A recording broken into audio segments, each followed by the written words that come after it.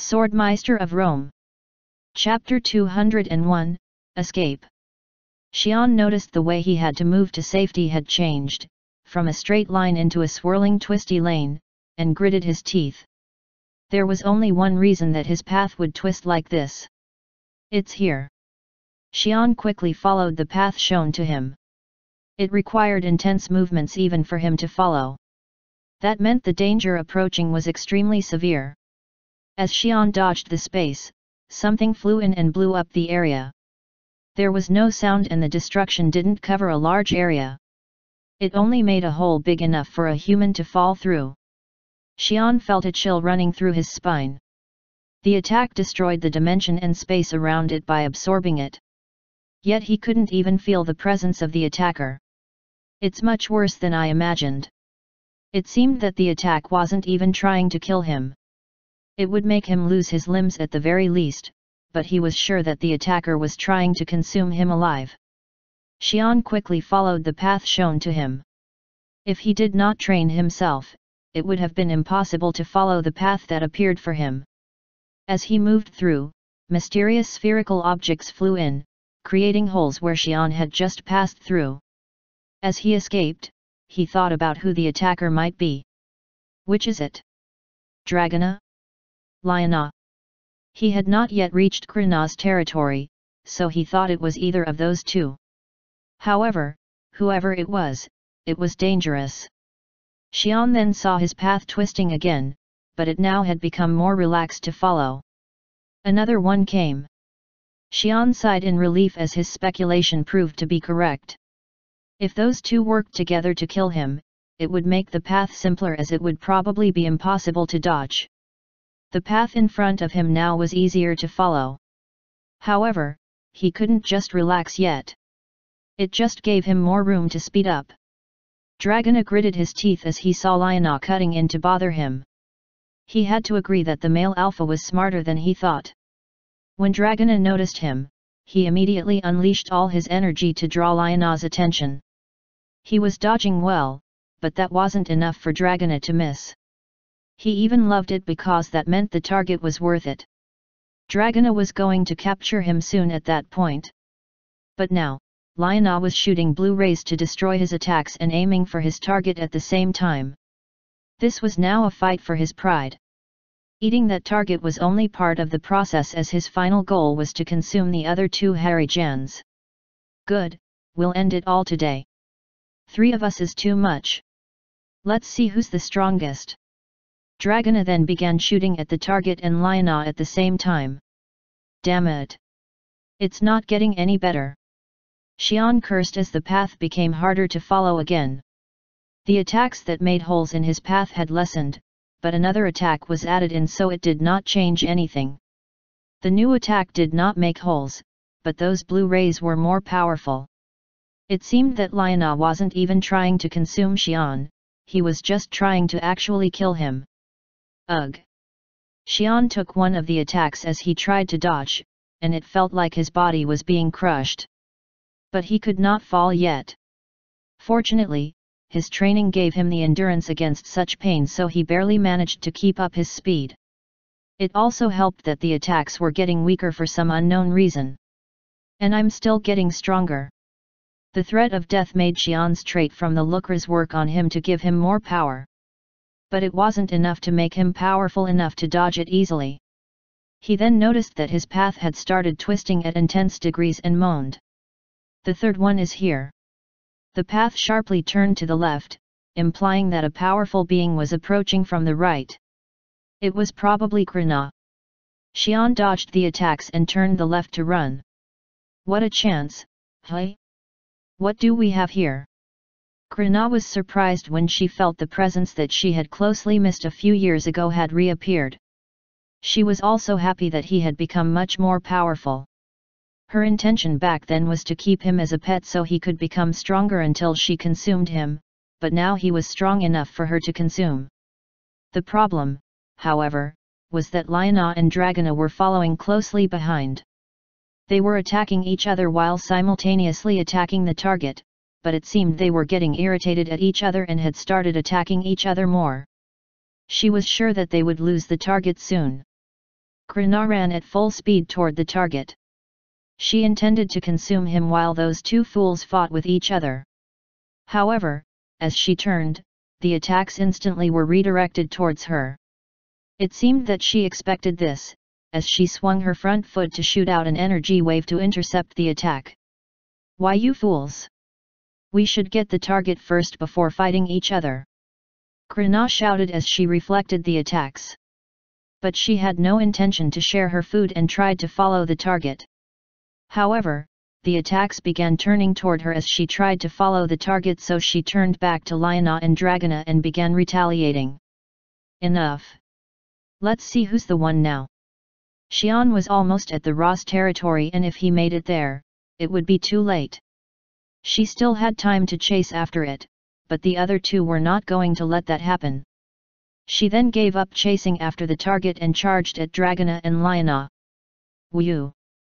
I'm alive!" Xian sighed as his path straightened. There were giant mountain peaks up ahead.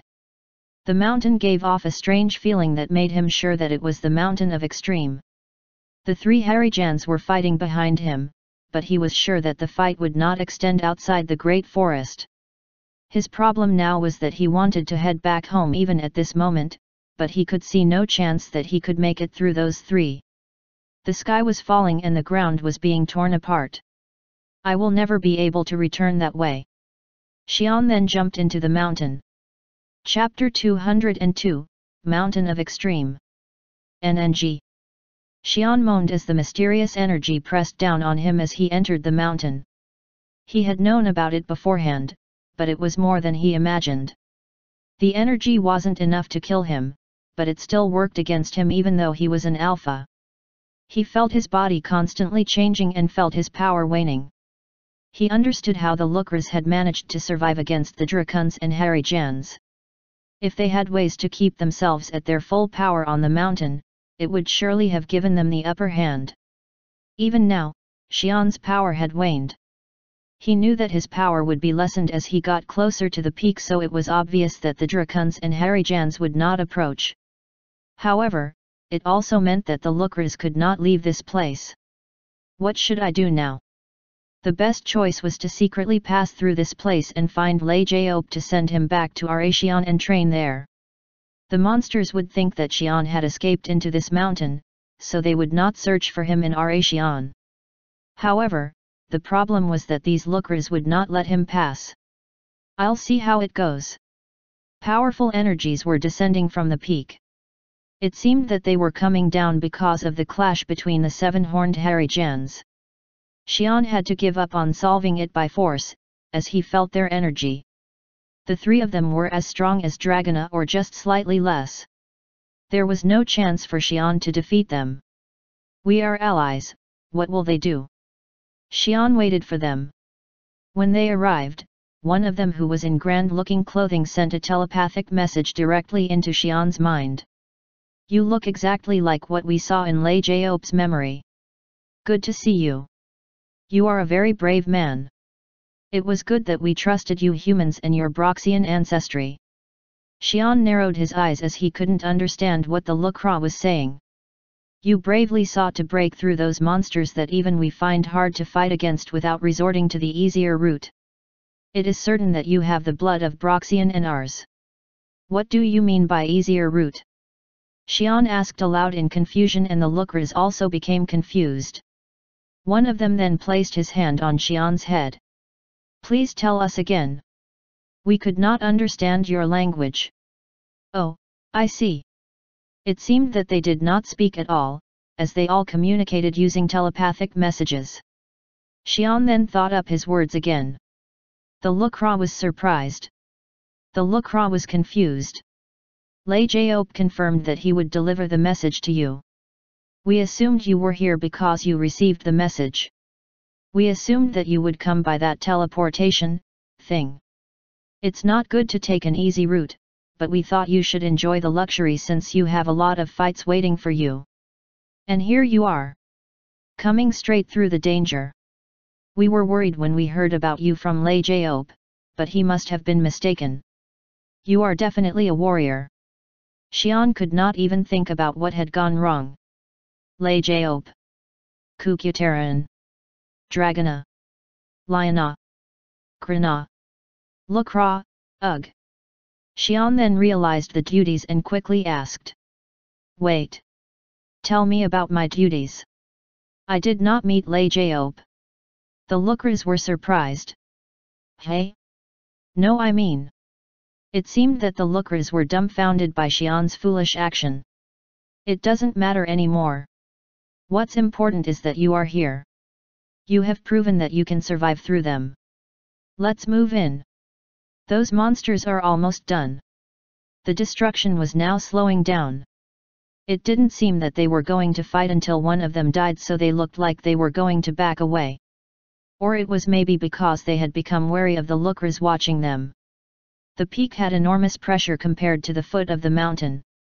It wasn't enough to threaten Xian, but it did take away a lot of his power. The top had a huge crater and within lay a golden crystal that was slightly bigger than a human. Xian became curious and asked. Lukra laughed. It's our holy artifact. It's very precious. It doesn't work now, but its existence is what matters. Xian nodded, as it didn't seem odd that they had holy artifacts when they had priests and all that. We'll start from the start. How much do you know? I can read your memory if you don't want to talk. Xian refused and began explaining what he had heard from Lei Jaop. The lookers nodded. You know most of the details then. We'll tell you the recent updates. I will introduce myself first. I am the priest of the lookers. Xian had already guessed it, so he just nodded. The situation has changed. As you know, the reason we hold on against those monsters and dragons is because of this holy land. It limits us to some extent, but we have the upper hand here. Xian nodded, as he also speculated as such. But the priest became frowned and continued. But the power of Holy Land is getting weaker. No, it is being pushed back. Hey? Why is that? Lukra then pointed to the sky outside of the mountain. Xian became confused and asked. Barrier? You mean the one made from the Siculus tree? The priest shook his head. No. Not that crude barrier. It's the barrier that Axare created by using himself. The priest then pointed at the many clouds up in the sky. Xian seemed confused, and so the priest began to explain in detail. Thousands of years ago, when the lookers and dragons were fighting at the peak, Axare was annoyed. The lookers ran back to their holy land the moment it became dangerous for them. The dragons could fly around, but that did not help much. Even when they held the upper hand during a battle, those lookers would run back to the mountain and attack from there. That was when Axare thought he should do the same for his people. However, he had no plans to start from scratch. Axare was powerful, but so was Granare. He would surely come out of his slumber and destroy what Axare was working on before returning to sleep. Axare then noticed the clouds as he flew around the sky and thought up an idea. It was the thick cloud made from the monsters that lived under Cloud Mountain. Those monsters consumed the lava under the mountain and created a special cloud-like smog that reacted well with magic. The smog was then mixed together with the clouds and floated around the continent. It was already being utilized by the dragons to cast their magic with ease. The place where the Uncaras lived was far from the lookers, so it was safe from being disturbed. Axare began using his full power to create the barrier. It was the creation of the barrier to fight against the lookers. This was the Cloud Barrier. Chapter 203, Mountain of Extreme. The Uncaras did not side with the dragons. They were neutral and hated anyone invading their territory. They were also a very violent race that would choose to self-destruct rather than lose. Axare needed them alive and thought of an idea. He only needed the smog, not their race, so he poured his power into having magic absorbed into the smog that was created. He then returned to wait for the barrier to spread. The lookers did not notice its existence at first, since it was created in a faraway place, and was slowly increasing in radius. But the Akankal eventually spread across the continent. Within the Akankal, the dragons' energy increased in power and they were able to know where the lookers were. It also made other races other than the Dracons stay under its barrier. The barrier confined the Lukras, making them unable to move out of their land. When they noticed its existence, Akan-Kal had already covered the entire continent other than the Holy Land. The Lukras had no other choice but to retreat into the Holy Land and ended up in the current state.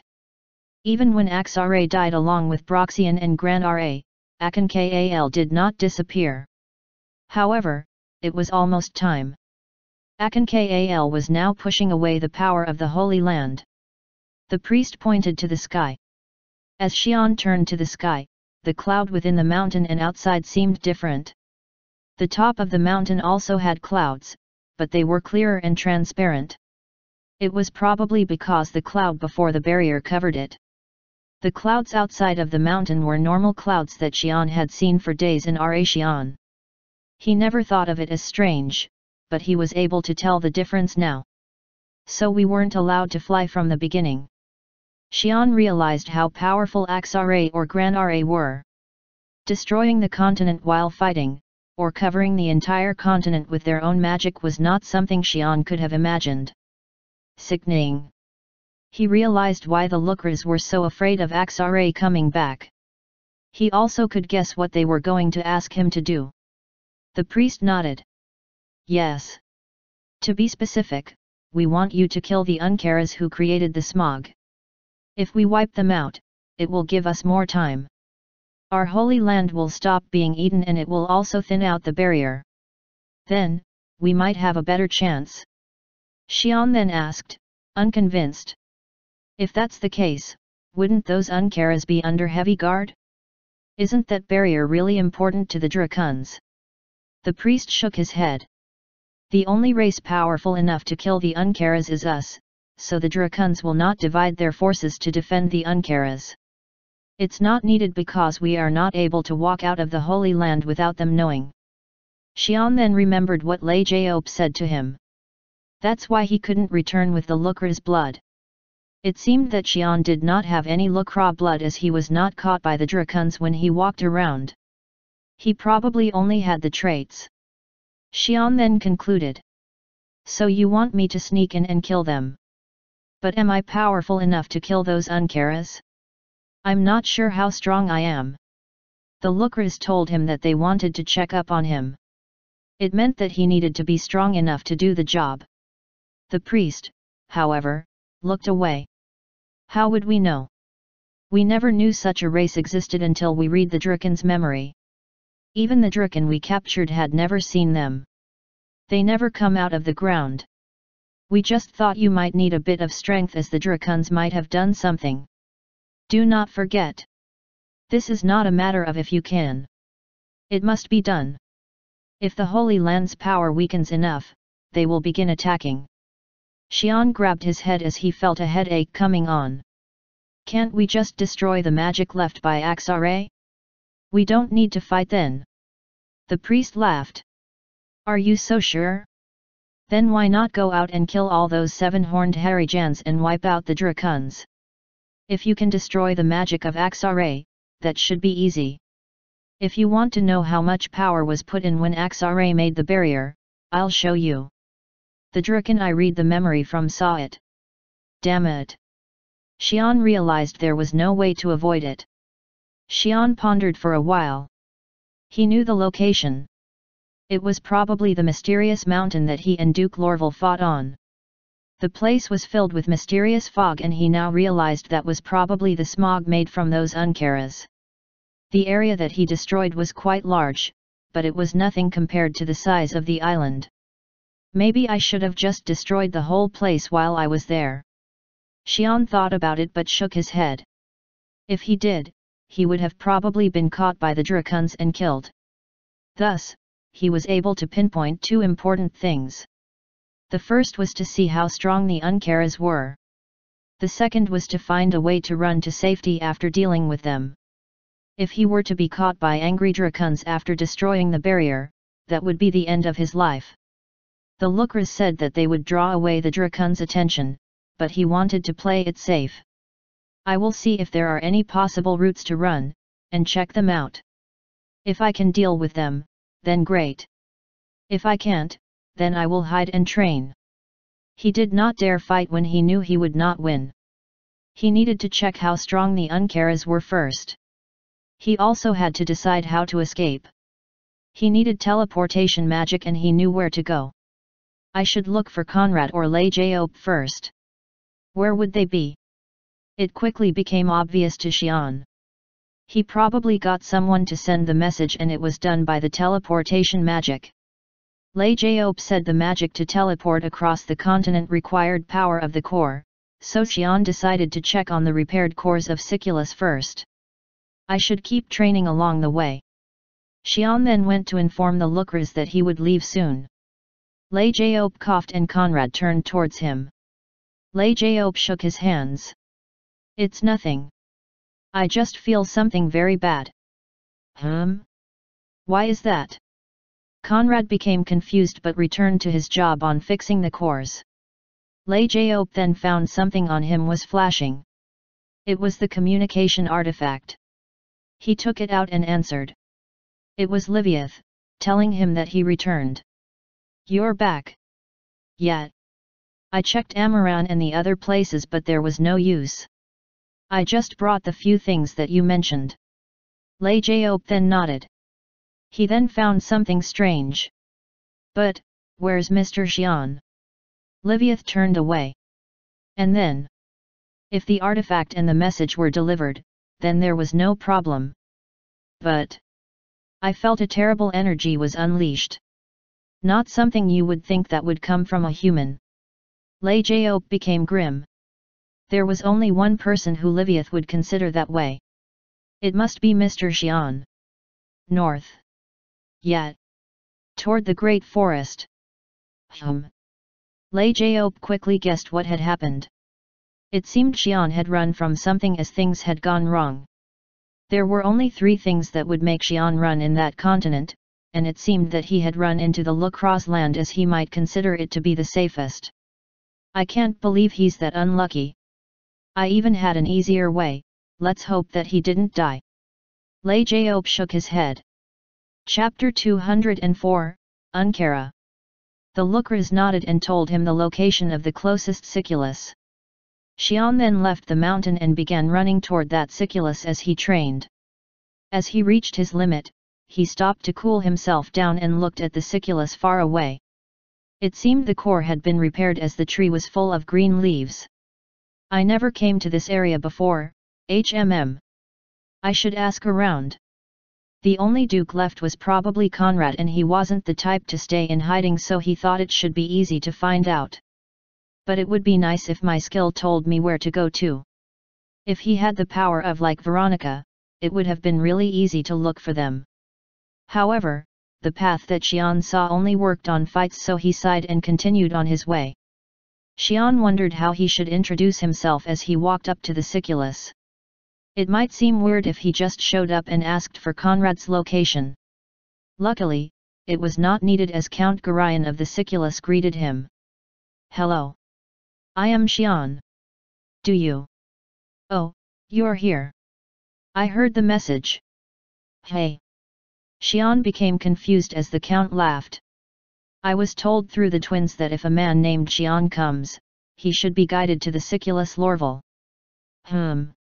Xian did not imagine Lei Jiop had prepared to this extent. He sure is smart. Xian asked if there was teleportation magic, but the Count answered that such a thing had not been implemented yet, so Xian began running to Lorval. He could now feel the energy even when he did not have Acra. This'll make him come straight to Lorval, without stopping by all Siculus cores. Lei Jiop thought that Xian would come to this continent for him if he survived. But Xian would have no idea where Lei Jiop was so he might search all the Siculus. That was why Lei Jiop asked all the nobles to send Xian towards Lorval to find Conrad. I guess so. Conrad answered grumpily as he looked at Lei Jiop. But he seemed satisfied and began packing his stuff. He was getting ready to run. Then I'm going into hiding. Here's a communication artifact. Call me anytime when you need me. Conrad sighed at Lei Jiop and asked. How long are you going to hide? It's not like Xian's going to kill you, is he? Conrad didn't think Xian was that violent. Lei Jiaope might have gotten Xian into some trouble, but he wasn't going to kill Lei Jiaope or anything. Lei Jiaope nodded. Haha, I'm not running away because I'm afraid of getting beaten up. He will beat me up, but that's probably all. Then why? I just think I will get mixed up in his bad luck if I stay close to him. Who knows what might happen? That's true. If something did happen to Xian, it would surely be something really bad. Then Conrad asked. Then what about us? Lei Jiaope became surprised. Didn't you always say warriors have to live with danger? Well, you will be with the man who attracts danger, so good for you. Conrad sighed. Haha, I'll be off to other regions to do my thing. I'll return when it's over. If I get beaten up, then I will get it then. Lei Jiaope then left to hide. Xian had arrived at Lorville not long after Lei Jiaope left. The Lorville tree seemed like it still needed more time to fully recover. Conrad greeted Xian. Long time no see. Good to see you, Conrad. He's really alive. Conrad was shocked to see Xian alive. Lei Jiaope was sure that Xian would survive, but Conrad did not believe it. He had experienced the power of Krishna years ago, and so did his friends. The monster that wiped out the humans and Kal gulls that lived in the Empire. He could not believe that someone could break through and safely arrive at the Mountain of Extreme. Yet Conrad now realized as he saw Xian in front of him. He's not a human anymore. The being in front of him was different. There was something strange that he could feel about him. Lorville, you succeeded. Conrad thought about Lorville and paid his respects silently. He then moved inside with Xian to talk. I see, so Lei Jiaope went into hiding. Yet. He did not tell us where he went. It's okay. That's not important right now. Xian then explained what he had to do and Conrad quickly summarized it. So, you need teleportation magic to help you flee after you finish the business on Cloud Mountain. Yet. I just need to run to the Mountain of Extreme. Oh, and you all should evacuate from this area. There's a chance that this place might get hit too. Xian warned as there was a chance that the angry dragons might wreak havoc even after Xian fled. Danger, hey. Conrad thought about what Lei Jiaope said, then considered if teleportation magic was possible and answered. We don't have any commoners to feed Akra to the tree. However, if we pour energy into the core, you can teleport even now. However, wouldn't it be hard for you to come here from there? I have no choice. Xian didn't think too much as it wasn't that far, but it could be dangerous if he were to be surrounded by dragons. Conrad laughed. You can power it by yourself just like you did last time. The reason it's installed at the core of Siculus is that it needs such power. I see. Xian remembered he ran from the dragons in the same way. I will adjust the artifact so you can teleport out anytime, anywhere. Is it that easy? Xian was shocked. Yes. Liviath brought a few things from the other continent this time, so it won't take too long. It's the energy that's hard to get. I just need to make it smaller. Oh. Xian brightened up as his biggest concern had been solved. If that was true, he could just flee right after taking care of the Uncaras. He began to ponder two choices. Scout while the artifact was being created, or scout after it had been created. No need to think. Xian decided to wait for it to be completed and train in the meantime. He needed to carry the artifact as he did not know what was waiting for him. Besides, something felt off about going there. His body was warning him that he should not go. Are they that strong? Xian gritted his teeth. He did not know if it was the Uncaras that were strong, or if the dragons had done something. However, this had to be done as soon as possible. I should just trust the Lucras and the artifact. Xian then concentrated on his training. Chapter 205, Uncara. There. I made it into a ring so you can carry it around easily. It will drop you at ankle when you pour in energy. Conrad handed over the ring-shaped artifact to Xian. The ring was set with a small red ruby and had countless runes engraved in it. Xian was astonished. Wow, it's amazing how you made such a thing so quickly. Can't you just increase the number of Sharoas too? Conrad nodded his head. Haha, the teleportation magic itself is very advanced, but the magic that allows the absorption of the energy is much more important. The ring is made to teleport only one person, and under the condition that you will pour in the energy required, and that made it easier to create. If we were to make a ring that would work as a personal Roa, it will take years. The ring can only be used once, so please use it wisely. That will do. Thank you. It would be great if it could be used multiple times, but it was enough for now. Xian placed the ring on his finger and prepared to leave. Are you leaving now? Xian nodded. There's no need to wait. If he was powerful enough to handle the situation, it was best to finish it soon. If it wasn't the case, he needed to quickly analyze the enemy and prepare for the next step. Right. Good luck. Conrad answered as he prepared to leave also. There was a chance that this place would get swept away as Xian had mentioned. I can't see through the fog. Xian commented as he jumped across the sea. The fog was very dense and dulled his senses. It seemed that it would be hard to find the Uncaras.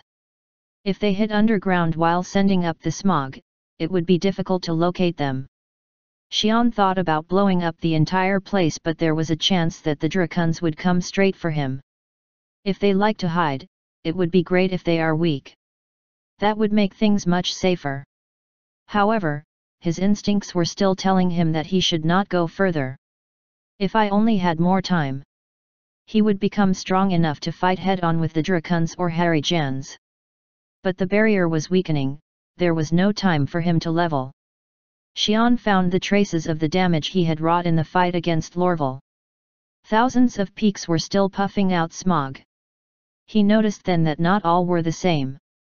The ones at the lower peaks of the island were similar to the smog that covered the sea. But the ones in the middle, from the higher peaks, contained some power. It was a very slight difference. That's why I didn't notice.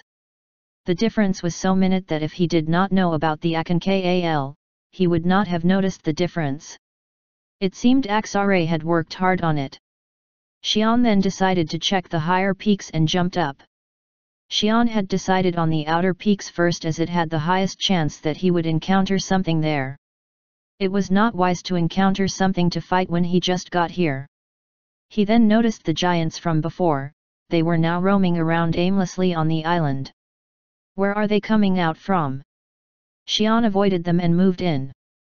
As he moved inward, he came to a peak that was puffing out a slightly different smog. The difference was much clearer when he saw it up front. He placed his hand into the smog and was astonished. It makes my body heavier and dulls my senses. The lookers had also mentioned that the smog made the Dracon's magic more powerful. There was a hole within a peak that was so deep that Xian could not see the bottom. It was so wide that it could hold a small village. Xian then jumped down as he could not see what was inside with the smog interfering with his senses. As he went deeper down, the smog became denser and the temperature rose. It wasn't threatening to Xian, but it was proof that Xian had come to the right place. So they do eat the lava. There were a lot of holes in the walls that were definitely attempts to dig through. It was probably done by the Uncaras trying to dig in to eat the lava. He was sure that the Uncaras were below. As he went down, he felt his senses returning to normal. The smog was turning back into ordinary smog. What was done to the smog? He thought that the power was contained in the smog itself, but Xian couldn't feel it. Xian felt that he was reaching the bottom, so he slowed down and fastened himself to the wall.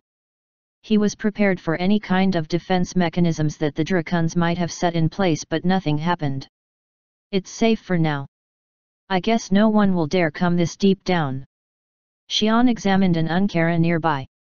It was swimming through the lava that had been dug up from the ground and was swallowing it while releasing thick smoke. It resembled the larvae of a huge insect, but its skin was covered by a metallic armor with multiple vents that released smoke. It seemed the newly released smoke was not yet infused with the magic to create the barriers, so it had no effect on Xian's senses. And so Xian became puzzled. It's not that strong. That didn't mean it was weak. Its armor was very durable and it moved at quite a fast pace. It just wasn't strong enough for Xian to consider it a threat. Xian walked closer to see if it noticed him, but it just went on its way to consume lava. It seemed the violent nature only kicked in against one weaker than itself because it ignored Xian as it acknowledged that the stronger being had no intention to attack. Xian could not be sure, so he decided to scout around more. There was a possibility that this Ankara was the weakest here. It was safer to scout around first before killing anything, so Xian began to dig through to check on the other Ankaras. After digging through different holes, Xian came to a conclusion. This job will be piece of a cake. Xian thanked the gods for such luck to come upon him. These Ankaras were very weak. It would take him a bit more time because of their vast tunnel underground network, but it was not going to be hard. I guess I won't need the artifact. Xian relaxed and tried to start killing the Ankara in front of him first, but a sudden tremor made him pause. The Ankaras began frantically twisting themselves to run away from something. Xian tried to find out the cause by heightening his senses, but it wasn't needed. The culprit came out by itself. The ceiling of the lava-filled cavern collapsed and a weird creature dropped on the Ankaras and began devouring them. Chapter 206, Ankara. The Ankaras were ripped into pieces and devoured by the monster that suddenly appeared through the ground. Xian examined the monster. Thick clawed pincers. Antennae on its head. Dark-colored armor. Xian thought it resembled a certain creature. Lobster. It looked similar, but it wasn't a lobster. It was much larger and had other differing details. The Ankaras measured at least 50 to 100 feet long, but the monster that just appeared was much larger. It only stuck out its head, so he wasn't certain, but he was able to make out that the monster was much larger. The pincer destroyed the Ankara's armor, which could withstand the pressure and the heat of the lava underground, like a biscuit. The monster destroyed the armor of Ankara and picked the soft flesh within to eat. It then finished up by licking through the armor to eat everything in it. Xian became pale. It wasn't because the monster seemed vicious or he felt sorry for the Ankaras. The monster was just too powerful. I didn't notice it until it came up here. It was probably stronger, at least almost as strong as Xian. Xian then realized why the Ankaras released the smog. This was the reason why they hid themselves in the smog. Xian did speculate as much. The race that released smoke meant that it had to hide from something else. However, Xian believed in Axare. He thought that Axare would not have let a predator of the Ankaras live if he considered the Ankaras to be important for his magic. But Xian's guess was wrong. The monster seemed to notice Xian, so it hid into the ground. Xian then moved to kill the other Ankaras. However, there was one thing Xian did not know. When Axare came here, he was glad to find the Ankara's race. But he also found their predator race, the Gishtal. No, it wasn't even a race because there was only one. It seemed like it was some kind of a mutant. Axare thought about killing it but decided not to. He needed the Ankaras that created the smoke, not the Ankaras that would live in peace. Axare knew why the Ankaras made the smoke. It was to hide from that monster. If he killed Gishtal, the Ankaras would be freed from that danger and they would stop making the smoke to protect themselves. That was why Axare did not kill Gishtal. And that was only the first reason. There was another reason.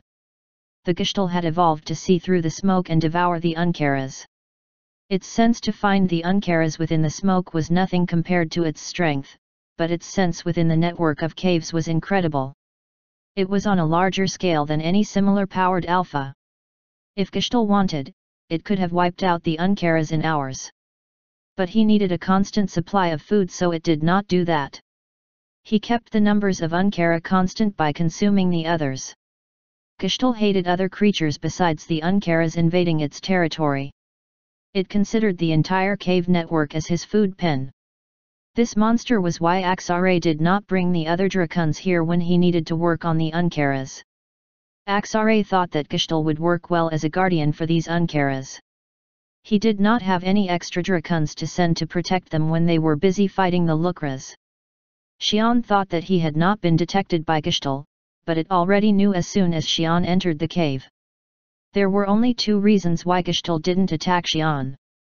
One was because Xian did not kill any Ankaras, meaning he wasn't here to destroy its food supply. The other was that Xian was strong enough to be irritating for it to fight. But if he were to kill any Ankara, Gestalt wasn't going to let it slide. After Xian disappeared, Gestalt came back out of the hole. It looked toward where Xian had disappeared for a long while and then disappeared back into the tunnels. Xian felt like he was getting used to this place. His senses were heightened so he could now feel what was changing the smoke into the barrier. Powerful magic had been secretly placed above a certain height, which changed the smoke into something else and the barrier was written over it. It seemed like there was something placed by Axare in the middle of the island that allowed this to happen. What did he leave there? Xian became curious and wanted to pay a visit to see what it was. He was amazed by the power that was left by such a being would still have an effect after thousands of years. I should pay a visit when I'm done here. It didn't seem dangerous.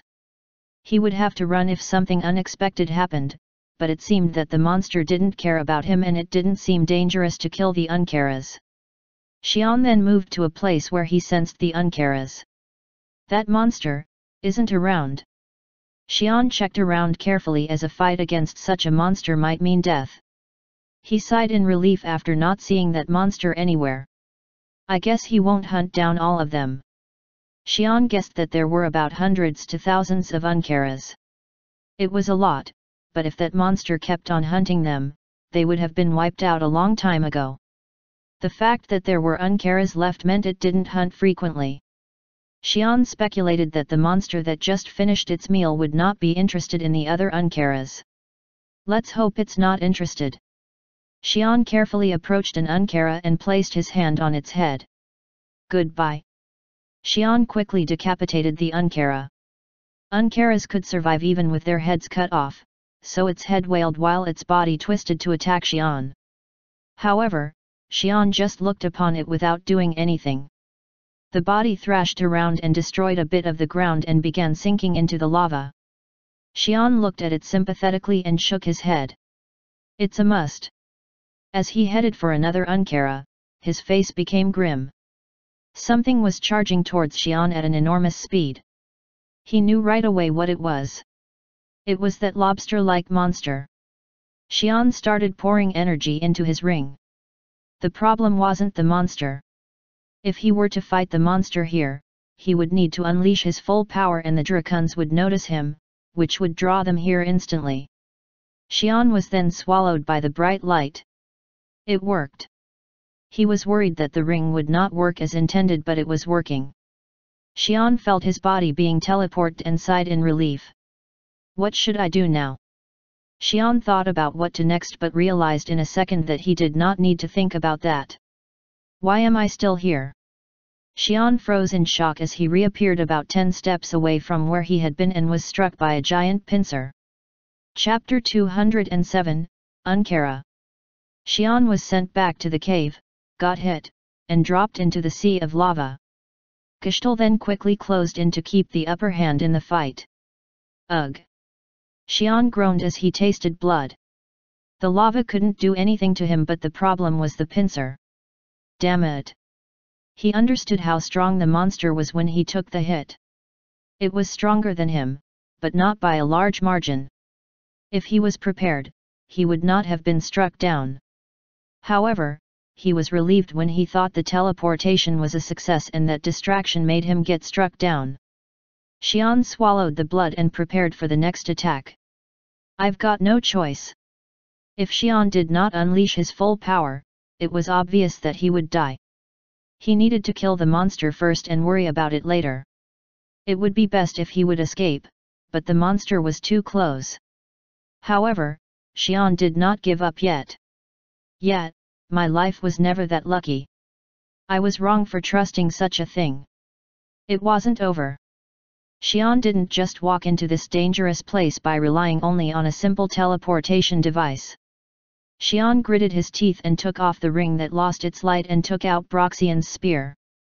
He wasn't sure if he was able to handle the weapon, so he did not use it, but he needed it now. The monster was stronger and he had taken the first strike. He needed everything he could use. Gestalt stopped for a second as it saw Xian's weapon and felt the terrifying power within it. It allowed Xian to take a moment to heal inside, but that didn't change anything. The weapon is not something I can use yet, but using those weapons was like a baby trying to use a sword. He didn't even dare to take out the sword of Grand Ra, so he only took out the spear. As he held onto the spear, he felt his choice was correct. It gave him the feeling that he was able to destroy everything. Up to just now, he was feeling that this situation was a threat of death and that his power was growing, but as he took up the spear, it changed. It didn't feel like it was that dangerous. It didn't mean Xian would win easily, but it became much safer. How were these made? Axare, Broxian, the relics left by them were all great. Xian could not imagine what was like to see them when they were alive. But it's not important. They were dead now. What was important was for Xian to kill the monster. You're dead now. Xian struck the head of the monster with its power. The monster then used its mile-long body to pressure Xian. The vast underground network below the mountain island began to collapse, killing all Uncaras that lived under it. Dracons were shocked by sudden power coming up from the far back of the continent. The power was so strong that it could only mean a fight between alphas, and it was sent all the way to the front where they were fighting against Lucras.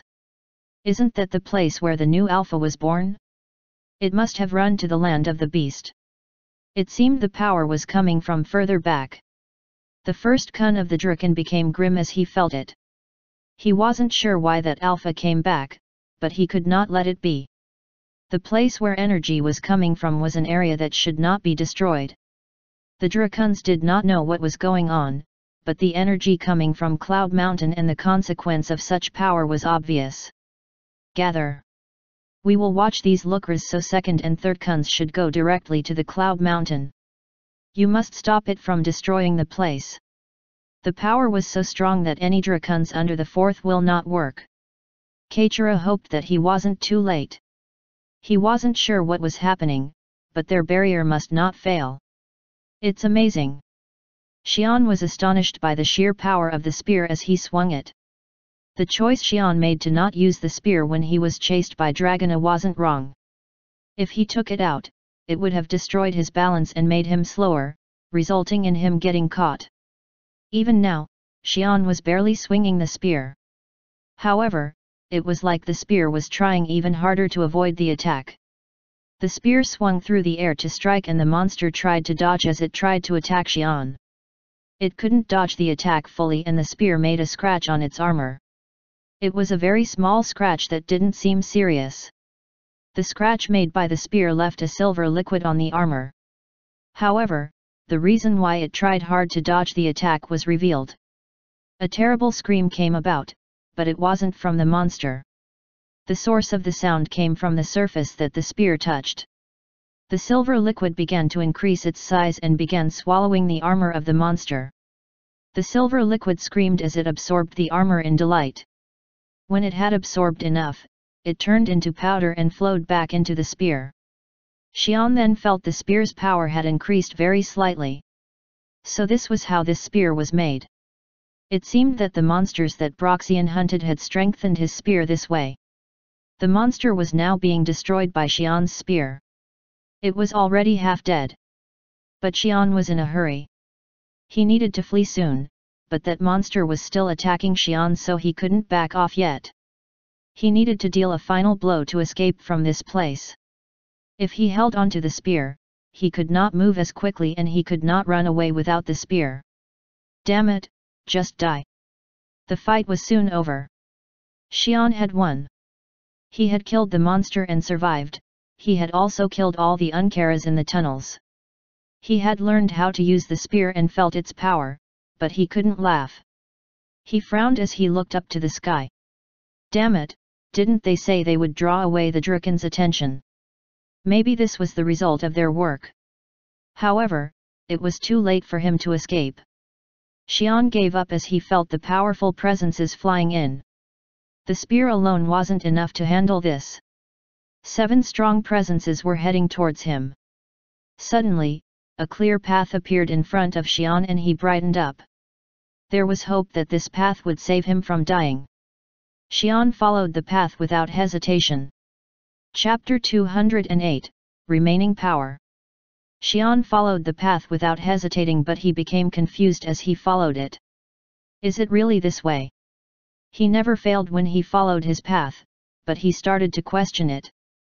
There were Drakons approaching from the distance, but his path led straight into the center of Cloud Mountain.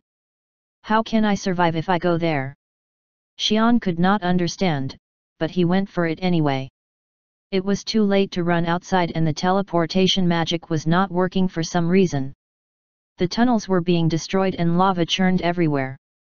It seemed that the island itself was sinking. At least my job is done. It was fortunate that the Uncaras were wiped out, so the barrier was going to weaken. But Xian did not want to die yet. He then found out where his path had led him to. It's there. As the island began to sink, a giant sphere that was located at the middle of the island stayed still in midair, even when the ground around it began crumbling. It was a 5-foot wide red sphere. That's... Xian had never seen it before, but he knew what it was right away. It was the artifact that created the smoke, or the barrier of Akankal. The path was leading him to the inside of the sphere. To that thing. He had been saved by his instinct many times, but it was a bit hard to believe this time. The sphere did not let out any energy, but upon close inspection, Xian was able to see enormous energy swirling within. It was even powerful enough to tear through the dimension, seal it, and recreate it. He now realized why the Lucra priest laughed when he said he was going to break this instead. Xian hesitated as he was unconvinced that jumping into such energy would save him. But he could not hesitate for too long. He could easily guess what might happen when he faced those Drakons flying in. Damn it! I have no choice. Xian then jumped inside the sphere. Xian had prepared himself for the unforeseen consequences, but nothing happened. The power didn't seem to be made to destroy, so it didn't do anything violent against Xian, who jumped in. It's not doing anything. Do I need to wait inside until they are gone? Xian glanced around the sphere as he sighed in relief. The sphere was about 5 feet tall, but one interesting thing about it was that he could see through it. It was filled with red light, but it did not hinder his sight. He could not hear what they were talking about, but he could see the Drakons flying in and talking to each other. Drakons shot each other concerned looks and glanced at the sphere for a while, and then they flew back to where they came from. Xian sighed. He was worried that those Drakons would jump in to attack. But that's weird. Can't they come inside? It seemed weird that the Drakons who were related to Axare couldn't come into the orb, so Xian mumbled. Well, not anyone can come in. Some work was put into it. Xian was shocked by the sudden sound of a voice and glanced around. Xian then realized the voice was transferred directly into his head and groaned. It's been thousands of years since I've gotten a chance to express my opinion like this. It's good to see you. Xian was shocked, but he answered. Yes. Good to see you too. But what's going on right now? Xian asked, as the only reason why he could hear the voice was because he jumped into this place. I'm helping you solve your problem. And save your life while we're at it. Xian said. The voice then scolded Xian. It's the barrier you just destroyed. I never imagined it would be destroyed by some fool like you. Ugh. Xian then realized who the voice belonged to. The voice sighed. Xian grimaced. So this was the man that the Lucra feared so much. But why would such a being talk to him? Why would it be a problem? Well, it can be a problem for you, but I had to do it. Or else your dragons will wipe our kind out. Axare then answered as if he was really frustrated. You, and that lay Job, you were all fooled. You were lied to. Axare sternly spoke. The barrier that imprisoned them is gone, so they will now jump out. To kill everything. Xian also speculated that possibility, but he also speculated something else. They can't. Even without the barrier, they are surrounded by dragons and harijans. They cannot come out of the mountain when they will be attacked from both sides. Axare seemed to agree with this. Yes, that must be so. But, it's complicated to explain. You should see for yourself. It won't take long. Then something began washing into Xian's head, showing him the old memory. Thousands of years ago, the land was occupied by various races including the dragons. The dragons were more powerful than any other race on the ground.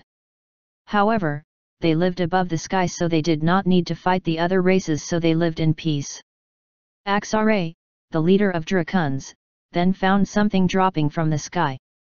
Axare examined the object. It was a golden crystal. It flew from the sky down through the cloud, and it fell onto the place called the Mountain of Extreme now. It only made a crater and did not cause much damage. No. We should wait for now.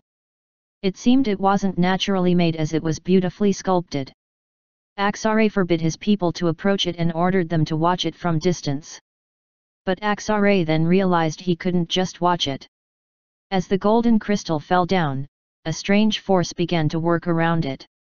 It only covered the mountain, but Axare frowned as the weird magic affected the laws within its range. The weak were more vulnerable against it. As the crystal created its own range, it shined again. Axare frowned. There were weird beings coming out from it. The crystal wasn't small, but was it big enough to hold hundreds of those big things in it? It wasn't. Those that came out from the crystal began roaming around the area, checking to see what it was like. It seemed they were more used to living in their own place, so when they stepped out of it, they frowned. But what they did next made Axare scowl. Those races returned to the crystal and took out small gems. They then began spreading them out on the southern side of the mountain. The change happened rapidly and Axare was able to see the change from the beginning. Chapter 209, Remaining Power. These races were the Lukra. The gems that they spread upon the land did not make any change at first, but it soon appeared. Gems began absorbing the land, water, and everything into it and created something. It was molded into a figure and was reborn with a claw, muscle, skin, and sharp teeth. The head also had a strong horn. The gem became a monster and it roared, but it could not disobey the Lukra. The monsters that were created were well over the thousands in numbers. Axare frowned. What are they going to with all of them? Are they pets? Their numbers were great, but they were too weak. However, it wasn't over. Lukra then returned to the crystal and took out another race. Axare couldn't understand. The ones that came out from crystal weren't weak. The one that came out at the end was really powerful that even he wasn't sure if he would be able to fight him. That was why he had to watch it from a distance even when they were doing something very fishy. If they were weak and did not hide within that range, Axare would have probably wiped them out. But these monsters and other races were too weak. Axare could not understand, but he watched them.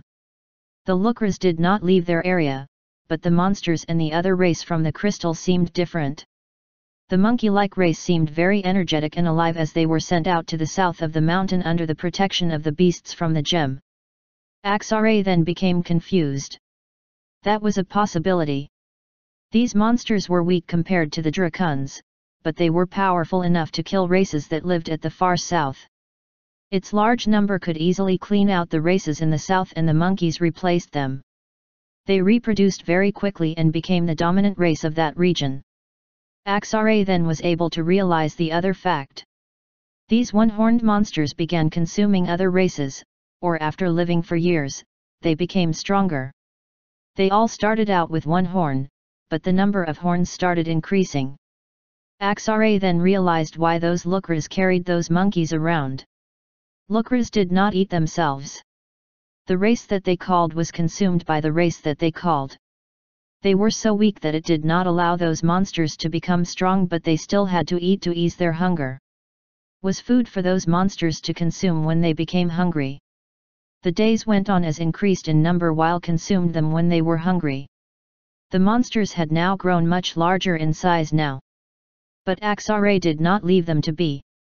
The Drakuns and Lukras had been fighting for a long time now. After Axare saw them doing weird things under the mountain, he decided that he could not let them be, so he began fighting them too. Yet these Lukra were powerful. Gran Ra, or the one with the golden sword, was so powerful that his power was on par with Axare himself. Even then, Gran Ra became much stronger.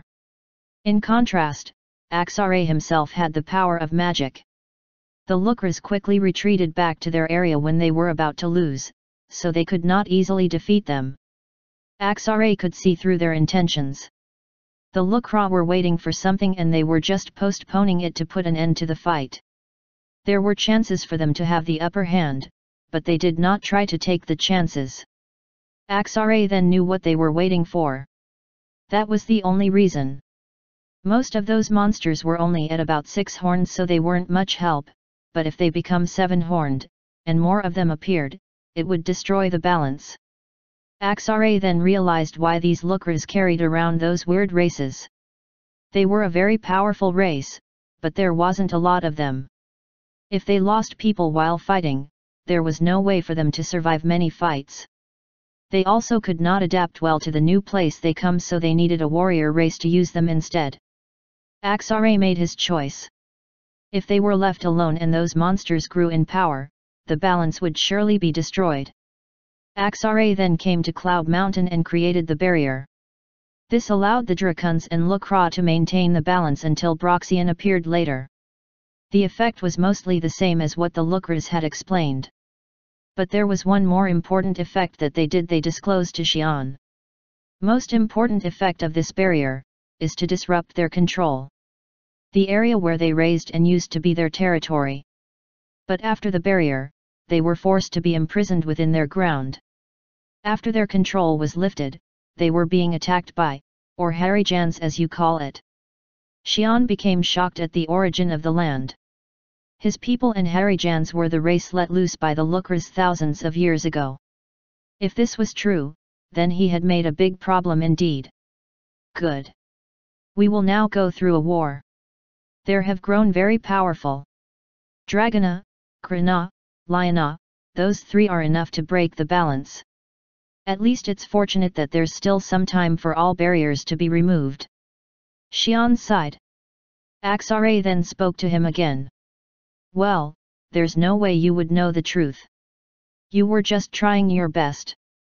It's that priest that fed you all the lies. Xian became dumbfounded, but Axare explained further. Half is a lie. But half is true. That priest is smart. He did manage to break the barrier in the end. Axare answered. Probably. I'm sure the balance would not have been broken even then. But that priest will not allow you to grow stronger, so you will be uncontrollable. I'm sure he wanted you to destroy the barrier and kill you by using the Drakuns. That's why I sent you the signal not to come, you fool. It's so limited to be living as a parasite. Xian then became confused and asked. Signal? I didn't receive such thing. Didn't I threaten you not to come here? You always followed it well. Why did you come all the way this time? Xian then realized where the instinct, or what he thought the instinct originated from. The work did end well compared to what his instincts had warned him. So the instinct was telling him to not destroy the barrier. So, that's why it was easy. Xian then spoke to Axare. Axare then laughed and answered. How foolish are you? I'm within you. Would I know all that if I was stuck within this sphere? I'm talking to you based on everything that you have heard and experienced. Xian was shocked as he was just told that some parasite was living within him. Chapter 210, Remaining Power. Xian asked grimly. He heard that the connector of ALLA would lose control over its body once the body became an alpha. But ALLA laughed it off. Don't worry. I would have taken control a long time ago if I could. ALLA scoffed. Aren't you an alpha? Why are you still okay then? They're all lies. If taking control over someone was that easy, it'd be better if I just took it in the first place and did it myself. Why would I wait until you become an alpha? It's even harder to take over. Yet, Xian could not believe it to be true. The Lukra's concern against the connector of ALLA was real after all. ALLA answered. Well, it is true that I can come back alive if the connector becomes an alpha. I don't take control over him, but that priest added some lies. Xian then asked the biggest question of all. Then why now? Why did you show yourself now? It's been a while since I've become an alpha. ALLA answered plainly. ALLA laughed. Ha! You're only able to speak with me because you are at the place where my power remains. It's helping the power within you to allow you to speak to me. My portion of the spirit within you is smaller than the portion that Lorval or Conrad has. Xian looked dumbfounded, but ALLA chuckled. Don't worry. You can't use any of my powers, but you did inherit the most important power of all. Maybe because you have the blood of Broxian, or Lukra. You know how to become strong and fight.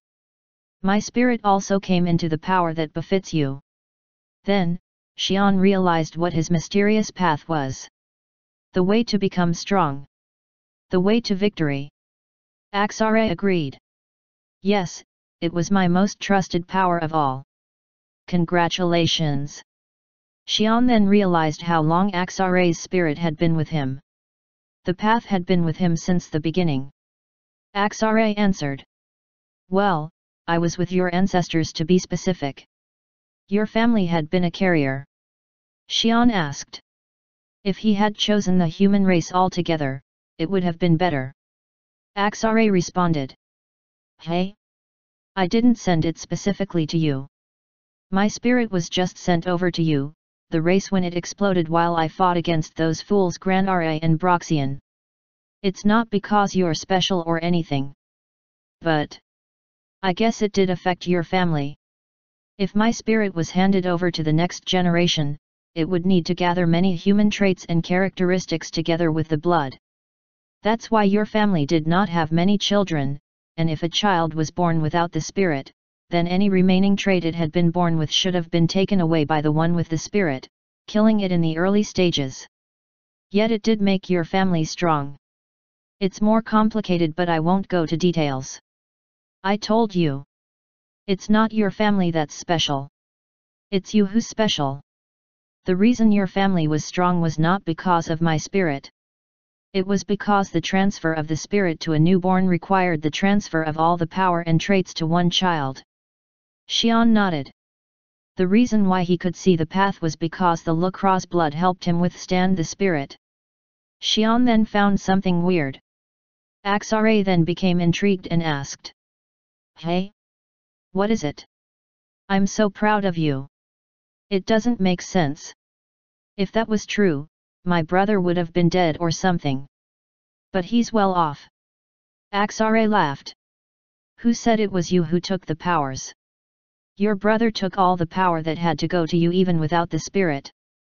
If you did not awaken your Lukra blood, you would have died a long time ago. I have never seen a man lucky as your brother. He only took the good things. Xian mumbled as he thought about himself. Things never went well for him, not even once.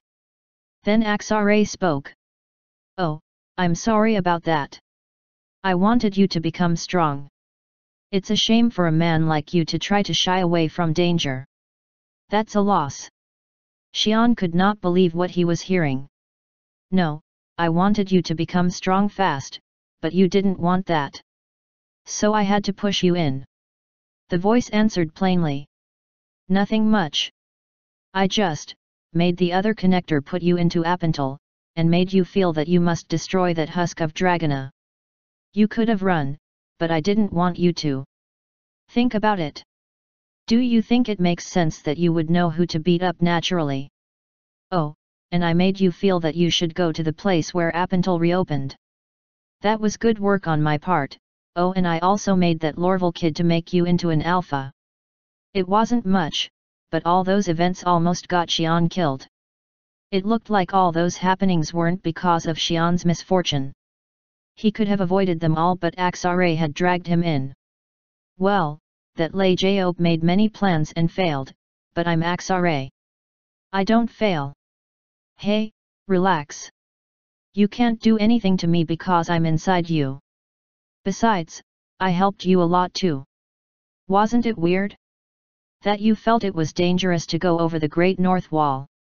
As you know, there was nothing that could bring danger you over the wall when you were 17 years old, besides Dragona or Krina. You didn't know about Krina's existence, but you felt it was dangerous to go there. Why do you think that happened? I also helped you to find that steel girl. If it wasn't for me, you wouldn't find her that easily even with that Veronica. Isn't it great to know every truth? You wouldn't have known everything if you didn't come in this way. Xian felt the strong urge to beat him up. So many people deserve a beating. But there was no way to beat him up, and there were other things to worry about at the moment.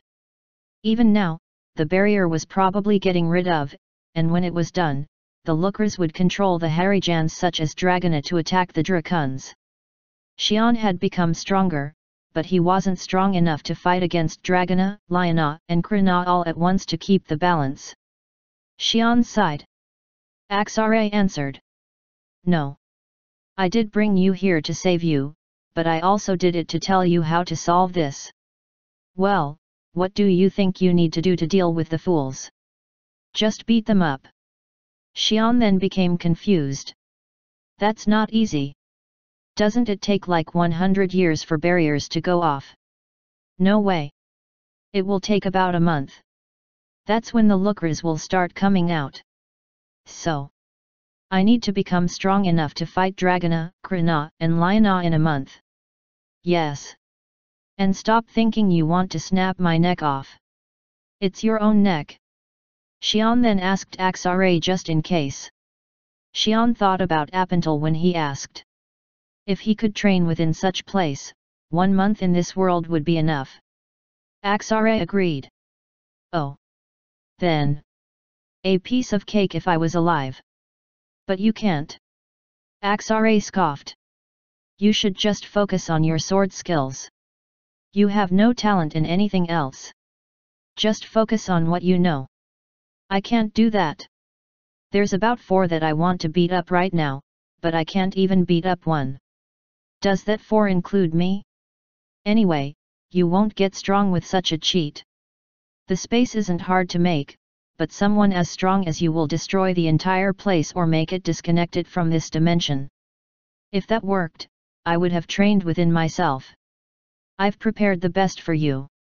Well, it wasn't for you originally, but take it. That's why I brought you here. Hey? You mean? Axare laughed. Yes. Consume my blood that I left here and digest my power. You can become a bit stronger that way. I have to eat this. Xian became dumbfounded as he looked upon the red sphere he was in. Chapter 211, Remaining Power. Confused, Xian asked. Yes. I compressed my power and my blood to create the barrier. It was a hard job.